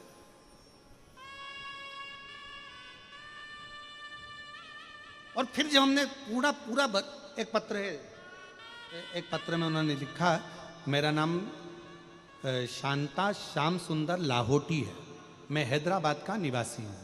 कहीं बैठे हो हाथ हिलाएंगे, आ जाइए, एक बेलपत्र ले जाना, आ जाइए। मेरा नाम शांता श्याम सुंदर लाहोटी है, मैं हैदराबाद का निवासी हूँ। गुरुजी, मैं बाबा के बारे में और शिव पुराण के बारे में क्या कहूँ। नवंबर 2023 में मेरे पति देव को खून की उल्टियां हुई। हमारा परिवार बहुत डर गया, हॉस्पिटल किम्स में भर्ती कराए, और डॉक्टर सारी जांचें कर कर कहा लंग्स में गांठ निकली है। कहने लगे कि इनको कैंसर की गांठ है, तुरंत ऑपरेशन करना होगा। गुरुदेव, हमने हार नहीं मानी और शिवजी पर जल और बेलपत्र चढ़ाना और उनको पिलाना प्रारंभ करा। गुरुदेव, थोड़ा सा समय बीता, ऑपरेशन का डॉक्टर ने कह दिया, थोड़े से घबरा गए, करें क्या। आखिरी में विचार करा कि ऑपरेशन कराएंगे पर थोड़ा सा समय मांगा जाए। समय मांग कर हम आए और घर पर लेकर आ गए। बच्चों ने कहा कि वो सियोर वाला महाराज कथा कहता है, और कथा को अगर ध्यान से सुना जाए और जो उपाय बताता है वो करा जाए तो उसका लाभ जरूर होता है। हमने हमारे पिताजी से कहा कि आप श्री शिवाय नमस्तुभ्यम कहना प्रारंभ करो, बाबा का नाम लेना प्रारंभ करो। रोज शिवजी पे चढ़ा हुआ जल पिताजी को ला कर देते और बाबा का नाम लेने का उनको कहते।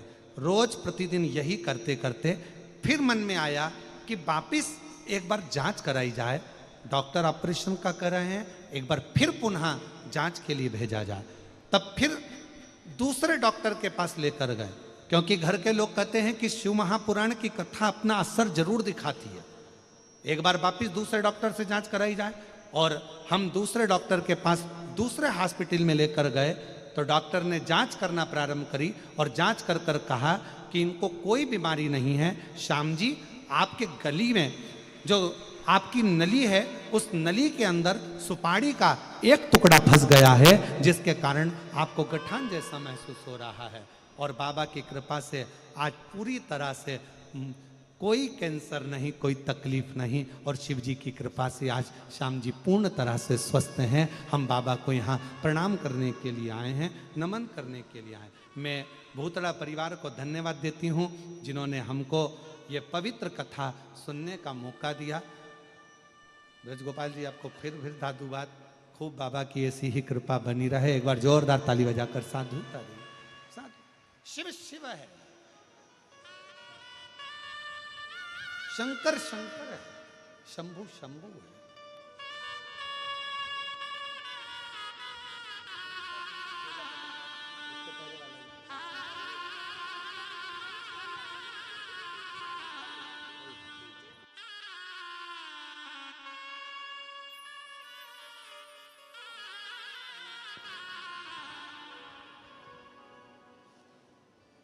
कौन सा पत्र था?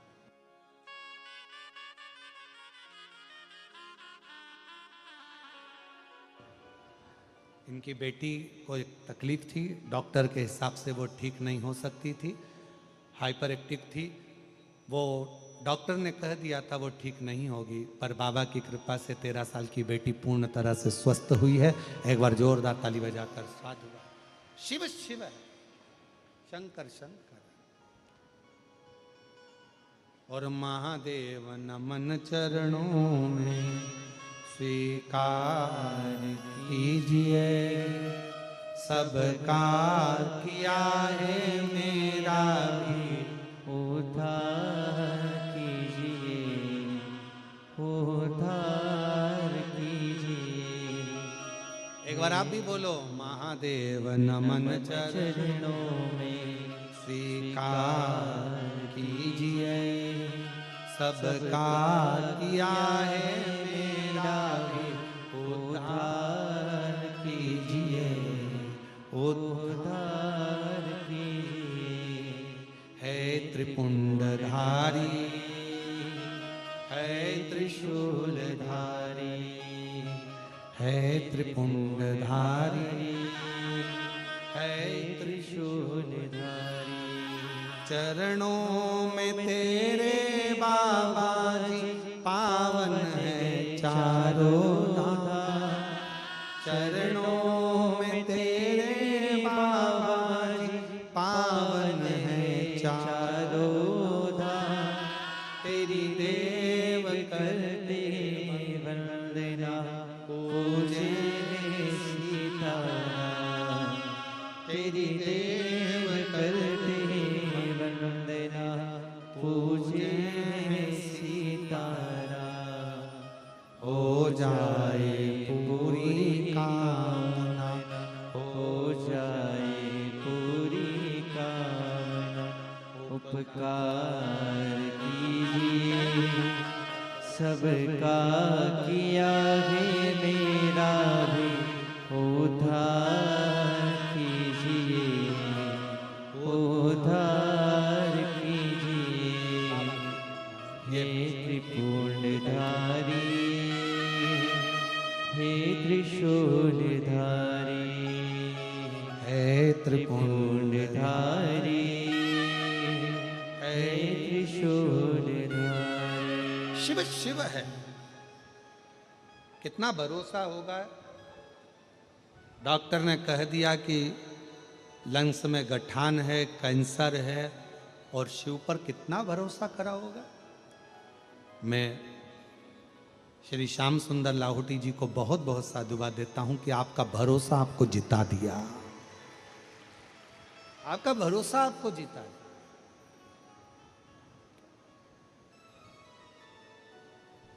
गठान है, कैंसर है, फिर विचार करा, एक बार कथा दिल से सुनो। श्री शिवाय नमस्तुभ्यम कहो। उस पत्र में उन्होंने लिखा, हमने हमारे पिताजी से कहा केवल श्री शिवाय नमस्तुभ्यम का जाप करो, जपो, और 1 लोटा जल शिव को चढ़ाकर देना प्रारंभ। फिर वापस पहुंचे हॉस्पिटल में जांच कराने। दूसरे डॉक्टर ने कह दिया नली में गांठ नहीं, नली में सुपारी फंसी है, और वो सुपारी निकाल दी और बाबा की कृपा से पूर्ण स्वस्थ हो गई। ये इसको शंकर, इसी को शिव की विरल भक्ति, इसी को शंकर की विरल भक्ति। इसी को शिव की उपासना, इसी को शंकर भगवान की आराधना, इसी को कहते हैं। आपका विश्वास जीतना चाहिए। ए रति मांगो तुमको क्या चाहिए। रति ने विचार करा, मैं क्या मांगू, क्या मांगू मैं।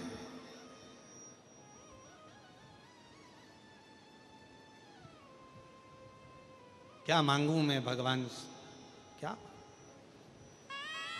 शंकर भगवान कह रहे हैं रति मांग लो। रति हाथ जोड़कर बोली, बस मेरा पति मुझे वापिस दे दो, मेरा पति मुझे दे दो, और मुझे कुछ भी नहीं चाहिए, बस मेरा पति मुझे मिल जाए।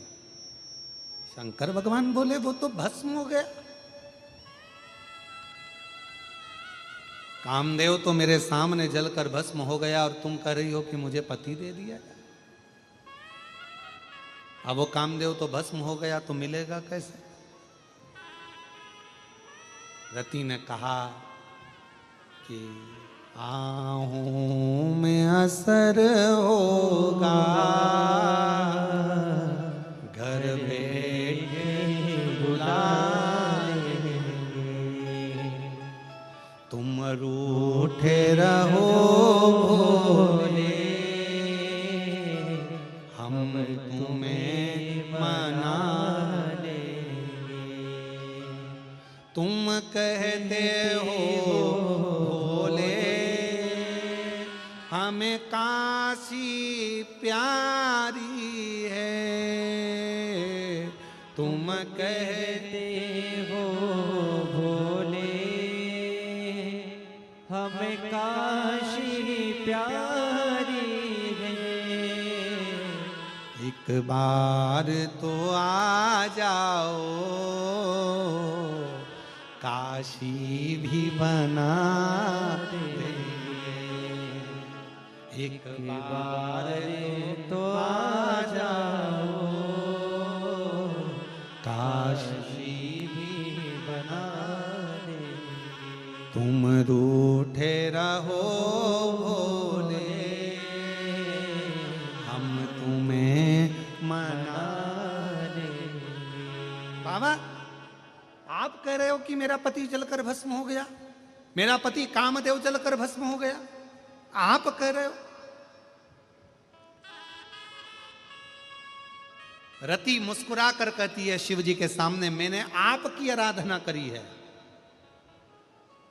और शंकर भगवान को एक लोटा जल चढ़ाने वाली मेरी जीजियों, मेरे जीजाओं, मेरी बेटियों, मेरे बेटाओं और जितने आस्था चैनल पर कथा सुन रहे हैं सारे शिव भक्त भारत की भूमि, देश और विदेश में बैठकर शंकर की कथा का रसतत्व ग्रहण करने वाले शंकर के भक्तों से निवेदन है, याद रखना रति जैसे शिव के सामने अड़ जाना कि मैंने आपकी आराधना करी है तो मेरे पति को तो देना ही पड़ेगा।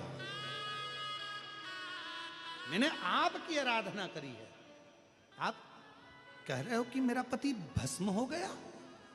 भस्म आपके क्रोध की ज्वाला से।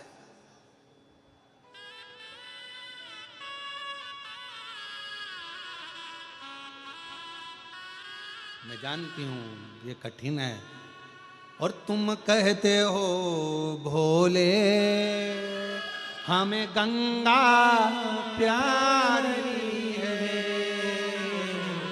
आप भी बोलिए, तुम कहते हो भोले हमें गंगा प्यारी है। और शिव भक्त क्या कहता है, एक बार तो आ जाओ,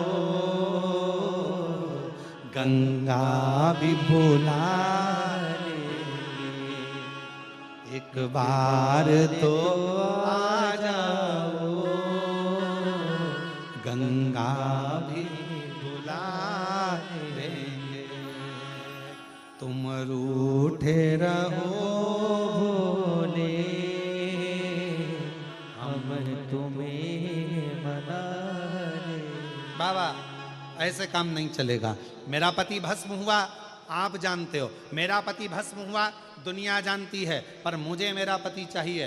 जो रति ने हाथ जोड़कर बाबा से मांगा। शंकर भगवान कहने लगे वो तो भस्म बन गया, राख बन गया। शिवजी ने जैसे ही कहा भस्म बन गया तो रति कहती है इस भस्म को आप अपने ऊपर धारण कर लो। राख की कोई कीमत नहीं होती, भस्म की कोई कीमत नहीं होती।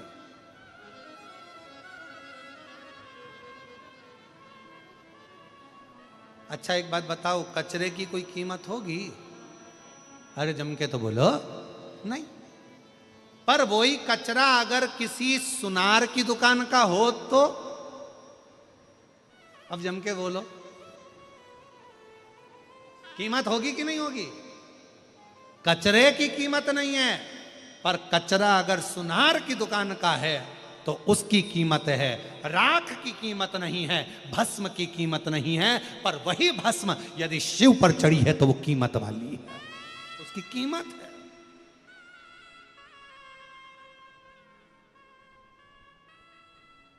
बाबा आप भस्म अपने ऊपर चढ़ा लो।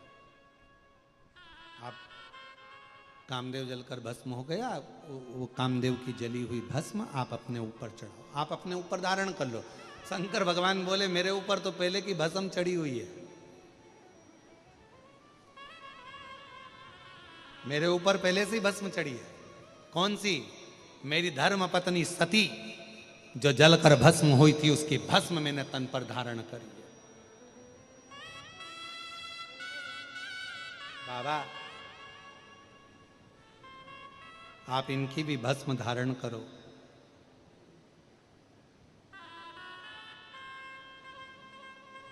आप इनकी भी भस्म धारण करो। शिव जी ने मना करा। रति हाथ जोड़कर खड़ी रही। आपने कहा है वर मांगो, आप कहते हो वर मांगो, मैं वर मांग रही हूं, मेरे पति की भस्म आपके तन पर चढ़ा लीजिए। क्यों? रति बड़ी विद्वान थी, बहुत चतुर थी रति।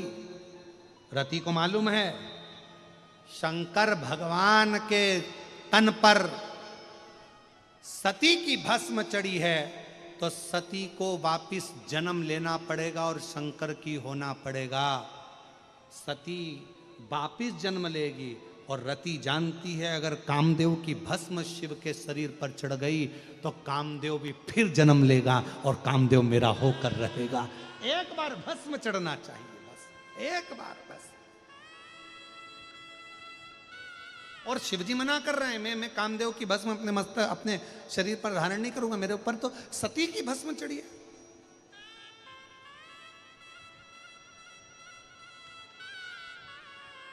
किसी ने पूछा क्यों गुरुजी, शंकर भगवान पर सबसे पहली भस्म तो शिव महापुराण की कथा कहती है मां जगत जननी दुर्गा भवानी के जितने जितने अवतार हुए, जितने जितने अवतार माता ने धारण करे और उनकी भस्म शिव पर चढ़ती चली गई।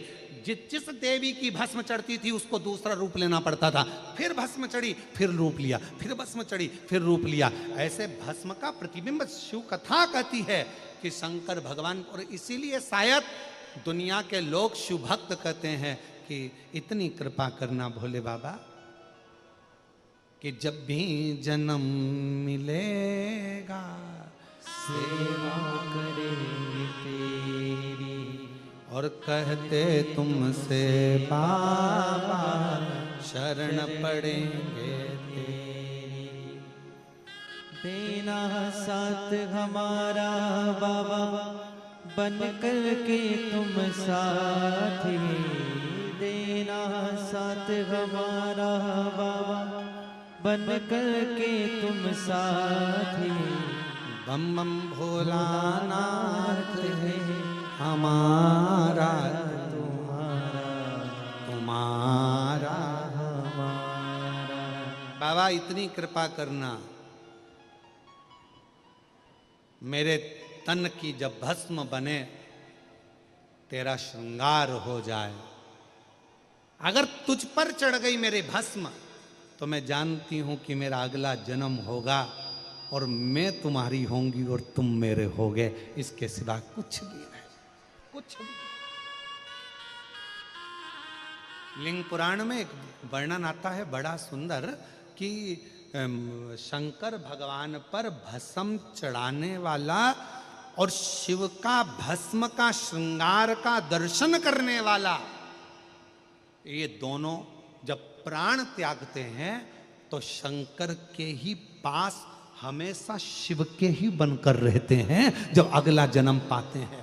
शिव महापुराण की कथा कहती है, भस्म का श्रृंगार का दर्शन करने वाला, भस्म चढ़ाने वाला, भस्म का आरती का दर्शन करने वाला, शंकर जी पे चढ़ी हुई भस्म का दर्शन करने वाला, शिव जी पे चढ़ी हुई भस्म का मस्तक पर तिलक धारण करने वाला 83,99,999 योनियां नहीं काटता, डायरेक्ट 84,00,000वें नंबर की योनि मनुष्य की पाकर शिव का हो जाता है, तुरंत शिव का।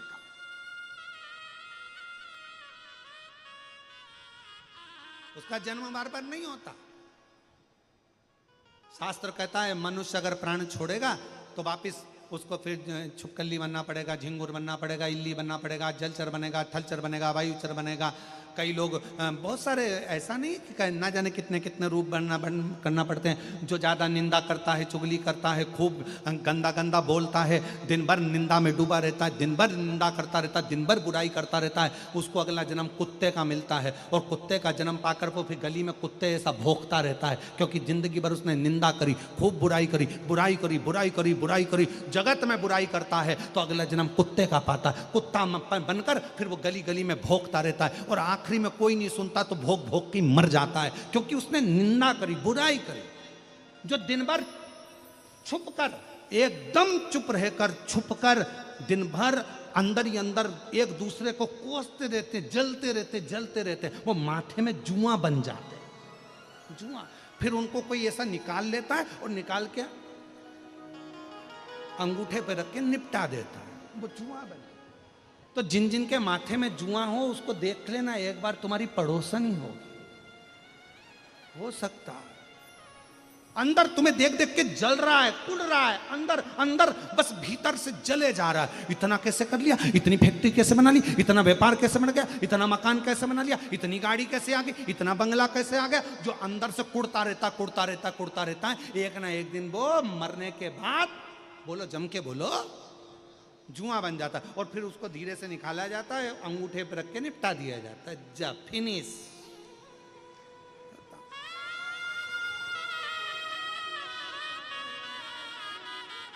इसलिए फिर निवेदन है, अरे मत बुरे कर्म कर बंदे वरना पछताएगा, भगवान की आंखों से तू बच नहीं पाएगा, तू बच नहीं पाएगा। एक लाइन याद रखो, तेरा क्या होगा रे कालिया। इसलिए बुरा करने से पहले, बुरा सोचने से पहले, बुरा बोलने से पहले 50 बार विचार करा जाए, कहीं गलत तो नहीं हो रहा, कहीं गलत विचार तो नहीं आ रहा, कहीं गलत भाव तो नहीं आ रहा। अच्छा सोचो।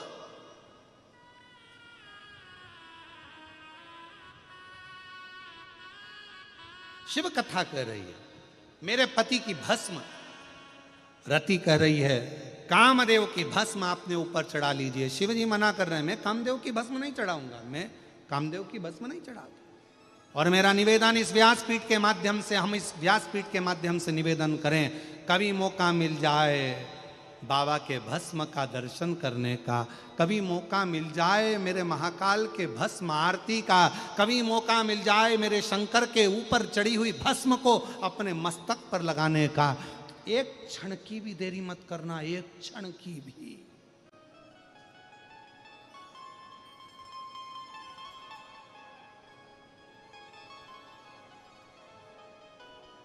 एक मनोरथ नाम का असुर था।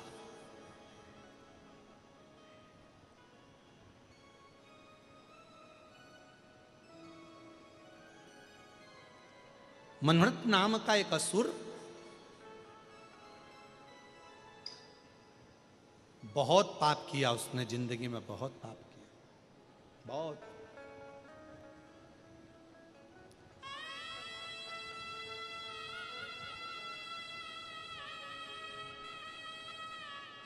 उसको बहुत भोगना था, असुर था।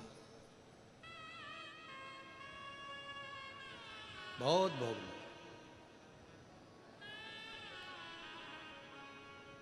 और मनोरथ को मालूम था कि मैं मरूंगा और मेरे को प्रेत की योनि मिलेगी और मैं भटकूंगा, तड़फूंगा, मेरी गति नहीं होगी, मेरा मोक्ष नहीं होगा, मुझे सुख नहीं मिलेगा, मुझे परेशानियां झेलना पड़ेगा। मनोरथ को मालूम।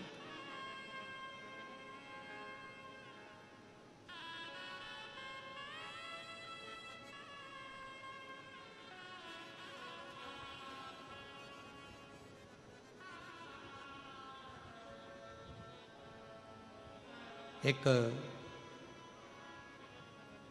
शिव भक्त प्रातः शिवजी पर भस्म लगाकर उस भस्म का त्रिपुंड धारण कर कर जल पीने के लिए सरोवर में गया। जैसे ही उसने जल भरा, उसके मस्तक की थोड़ी सी भस्म जल में गिर गई। मनवर्त नाम का असुर वहां से निकल कर जा रहा था, उसको भी प्यास लग रही थी, वो पानी पीने के लिए गया। उसको नहीं मालूम कि किसी शिव भक्त के माथे की भस्म जल में गिर गई है और वो जल मनवर्त ने पी लिया। उसी क्षण उसके प्राण छूट गए। और शास्त्र कहता है कोई नरक नहीं भोगा, स्वयं शंकर के गण उसको लेकर, शिव गण भगवान शंकर के कैलाश लेकर जा रहे। कैलाश भस्म भस्म है। एक बार काशी में कोई एक व्यक्ति भस्म बेच रहा था, तो एक अंग्रेज आया। अंग्रेज ने भस्म का पैकेट उठाया और पैकेट उठाकर पूछा, इसकी एक्सपायर डेट कब की है?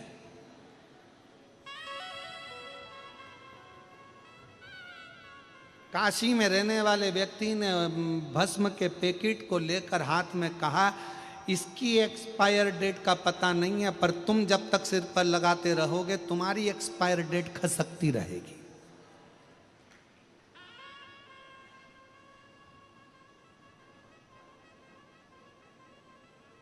इसका ठिकाना नहीं मालूम, परंतु हे त्रिपुंडधारी, हे त्रिशूलधारी, हे त्रिपुंडधारी, है त्रिशूलधारी। बस मस्तक पर भस्म का कितना भाव। स्वयं रति कह रही है कि मेरा पति चले गया, कामदेव भस्म हो गए, आपने जैसे सती की भस्म अपने तन पर धारण करी है वैसे इनकी भस्म पहनो। शिव जी मना कर रहे हैं, मैं ये भस्म धारण नहीं कर सकता, इस भस्म को मैं धारण नहीं करूंगा, इसको मैं धारण नहीं कर सकता। क्योंकि शंकर भगवान को मालूम है अगर मैंने भस्म लगा ली तो इस कामदेव को वापिस पृथ्वी पर जन्म लेना पड़ेगा, इसको वापिस आना पड़ेगा। और रति पीछा पकड़कर बैठी है, आपको भस्म धारण करना पड़ेगा। धारण करो।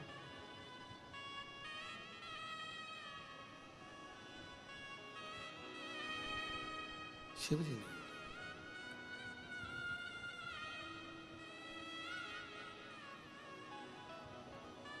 शिव कथा कह रही है।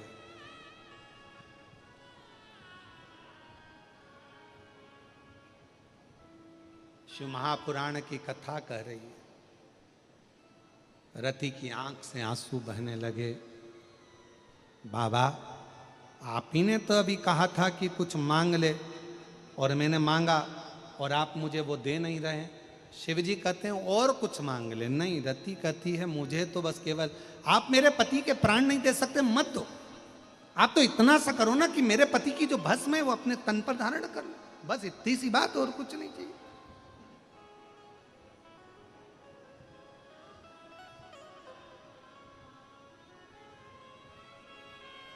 ठीक है, देवता देख रहे थे। भगवान ओघड़दानी ने, शंकर भगवान ने कामदेव की जो भस्म थी, उस भस्म को भगवान शंकर ने अपने तन पर जो धारण करा, और शिव जी ने कह दिया, अरियो रति, द्वापर आएगा, भगवान कृष्ण के पुत्र के रूप में तेरा पति वापिस तुझे मिल जाएगा, जा। वापिस भस्म आई पति को।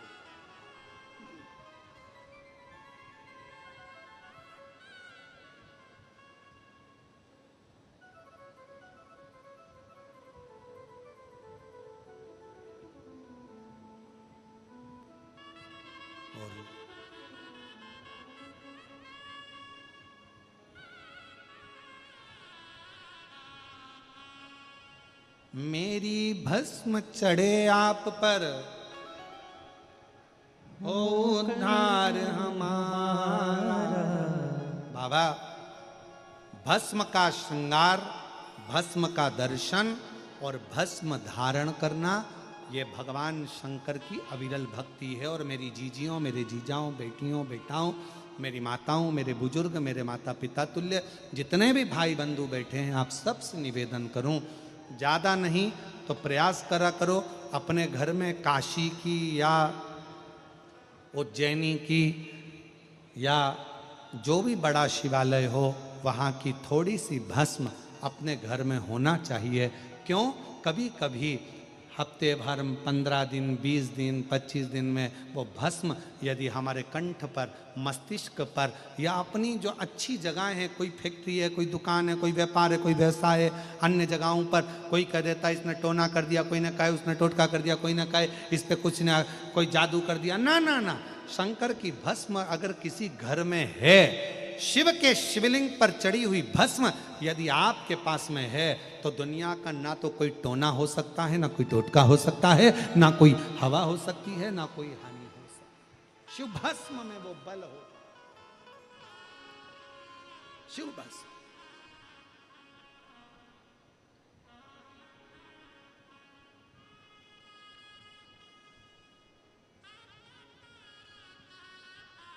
और मेरी भस्म चढ़े आप पर और हो उद्धार हमारा। बाबा भोलानाथ है हमारा, तुम्हारा तुम्हारा हमारा। जय भोला भंडारी, गौरा के त्रिपुरारी, रखियो लाज हमारी, गौरा के त्रिपुरारी। हे बाबा, इतनी कृपा करो। भस्म का प्रयोग और फिर निवेदन, भगवान देवाधिदेव महादेव भगवान शंकर के भस्म का दर्शन, भस्म का श्रृंगार का दर्शन, शिव की चढ़ी हुई भस्म का स्पर्श, या शिव महापुराण की कथा कहती है कोई अपने मस्तक पर यदि भस्म धारण कर कर जा रहा हो, शंकर की भस्म लगाकर जा रहा हो, उसके मात्र मुखाग्रविंद का दर्शन या उसके शरीर से हवा स्पर्श कर कर भी अगर हमारे शरीर को छू जाती है तो भी हमारा कल्याण निश्चित हो जाता है। भस्म का इतना प्रभाव शिव पर चढ़ी भस्म।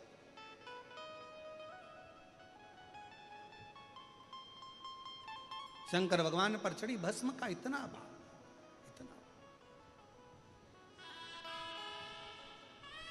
रति ने शिवजी पर कामदेव की भस्म को देखा, शंकर भगवान ने वर दे दिया कि तुम्हारा पति द्वापर में मिलेगा, कृष्ण भगवान के पुत्र के रूप में मिलेगा, तुम्हें क्यों चिंता करते, क्योंकि ये भस्म मुझ पर चढ़ गई।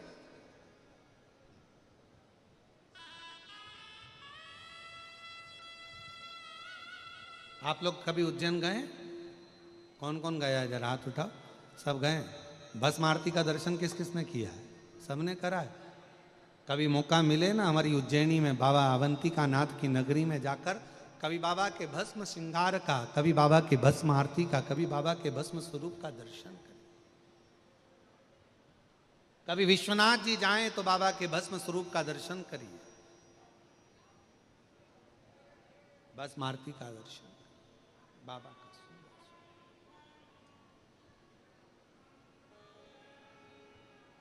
शिव कथा कर रही है, नेत्र खुल गए शिव जी के।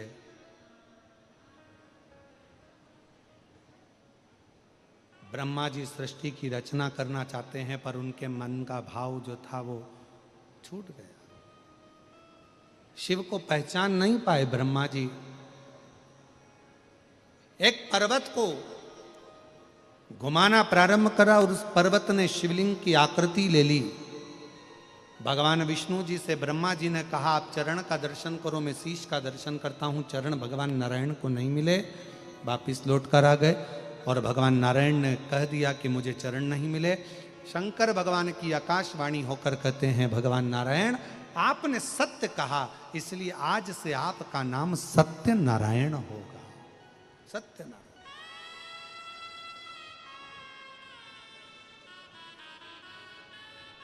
भले भगवान का नाम सत्यनारायण हुआ, पर आज का जो जमाना है ये कलिकाल, आज के जमाने में सत्य बोलना भी भारी पड़ जाता है।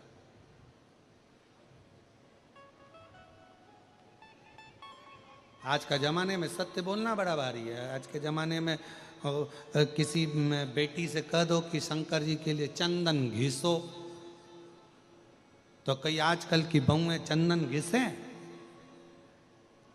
और फिर आज की बेटियों से कह दिया जाए चंदन मत घिसो, और एक काम करो, अब तुमको कहीं जाना है तो अपने आप को घिसो, फिर 2-4 घंटा अच्छे से घिस ले, पर चंदन ना घिस पाए। बहुत कठिन है माता।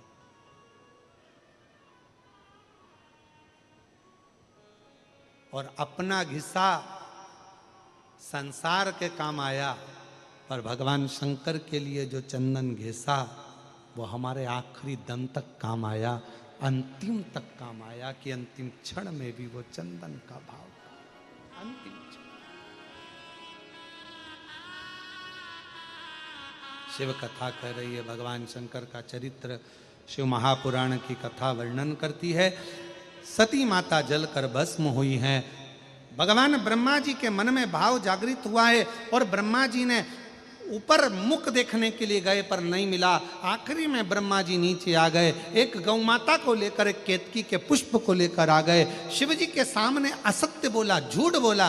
शंकर भगवान को सबसे ज्यादा यदि कुछ प्रिय है तो शिव जी को सत्य प्रिय है, इसलिए शिव जी के लिए सत्यम शिवम सुंदरम है। जिसने सत्य को अपनाया उसे शिव मिल गया, और जिसको शिव मिल गया उसकी जिंदगी अपने आप सुंदर होती चली गई, उसका जीवन अपने आप सुंदर होता चले गया अपने आप से।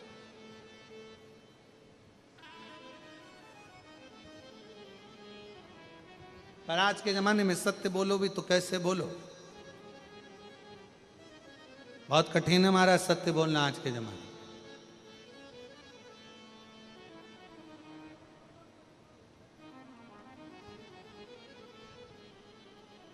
एक दामाद बड़ा काला था, बहुत काला। ससुराल आया, सासू जी ने उसको खूब रबड़ी खिलाई, श्रीखंड खिलाया, दही खिलाया, दूध खिलाया। अब दामाद जाने लगा तो सास बोली, नहीं नहीं साहब अभी नहीं जाओगे, अभी थोड़ा दिन और रुको, तुम्हारे रहते हैं हमको भी दूध दही खाने को मिल जाएगा। दामाद को लगा आज तक सास ने कभी नहीं रोका, पर पहली बार रोक रही है, इतना मान सम्मान दे रही है, और क्या कह रही है, तुम्हारे चक्कर में हमको भी श्रीखंड मिलेगा, हमको भी दही मिलेगा, हमको भी दूध मिलेगा, जरूर कोई बात है। इतने में सास ने कहा नहीं साहब रुकना पड़ेगा। तो दामाद ने पूछा, माँ जी कभी नहीं रोकी, पहली बार रोक रही हो, इतना प्रेम से रोक रही हो, क्यों रोक रही हो? इतने में दामाद ने पूछा तो सास बोली, हमारी जो भैंस है ना, उसका बछड़ा हुआ था पाड़ा, वो मर गया, पर जब से तुम आए हो ना, तुम्हें देखकर दूध अच्छा दे रही है।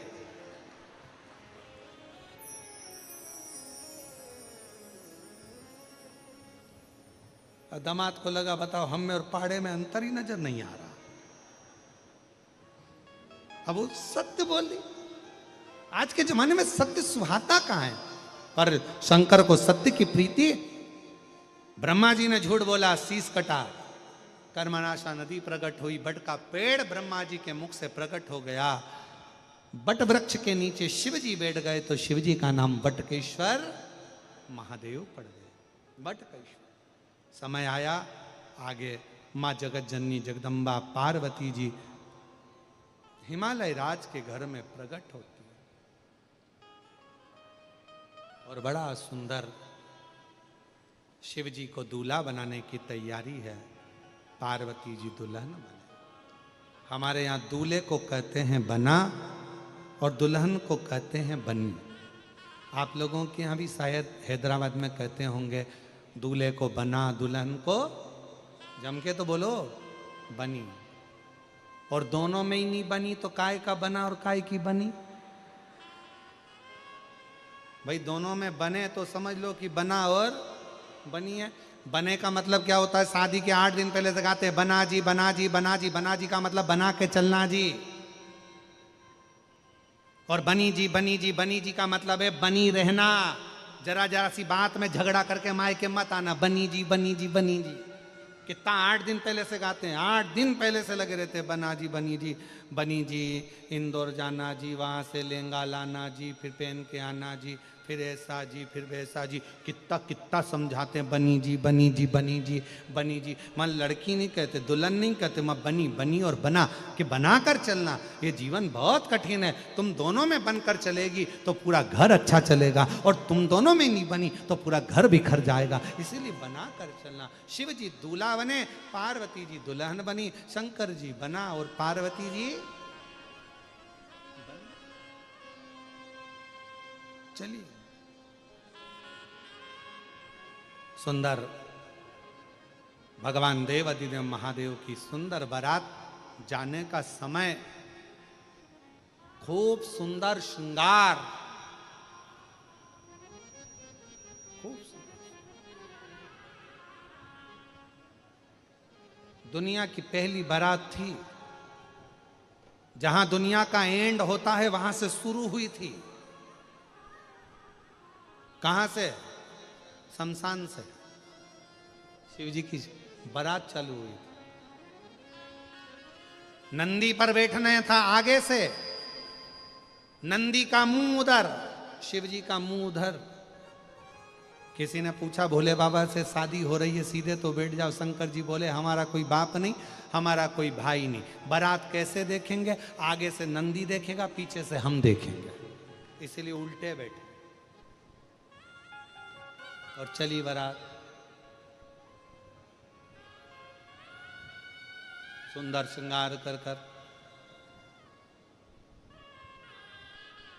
और आज भोले बाबा की शादी है। भगवान शंकर जी की सुंदर बारात आ रही है। जोरदार ताली बजाकर स्वागत करेंगे बड़े आनंद के साथ। सब नाचते कूदते अपनी अपनी जगह पर खड़े होकर दोनों हाथों से बड़े प्रेम के साथ आज बलभद्र छठ की सबको बधाई आनंद के साथ। आज भोले बाबा की शादी है, आज भोले बाबा की शादी है। लगता है जैसे सारे संसार की शादी है, आज भोले बाबा की शादी है, आज भोले बाबा की शादी है। दोनों हाथों से हर हर महादेव। सुंदर मंगल विवाह भगवान शिव जी का हुआ है, और बड़े भावों के साथ में आनंद के साथ ये पवित्र कथा आज द्वितीय दिवस के अवसर पर विराम की ओर जा रही है।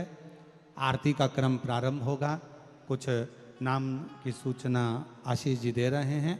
मेरा यजमान परिवार से निवेदन है, भूतड़ा परिवार से, आरती में सम्मिलित हों और आरती का क्रम प्रारंभ होगा। आगे कथाओं का क्रम 9 सितंबर से 15 सितंबर तक भीलवाड़ा राजस्थान में शिव महापुराण की कथा का दिव्य और भव्य आयोजन होगा।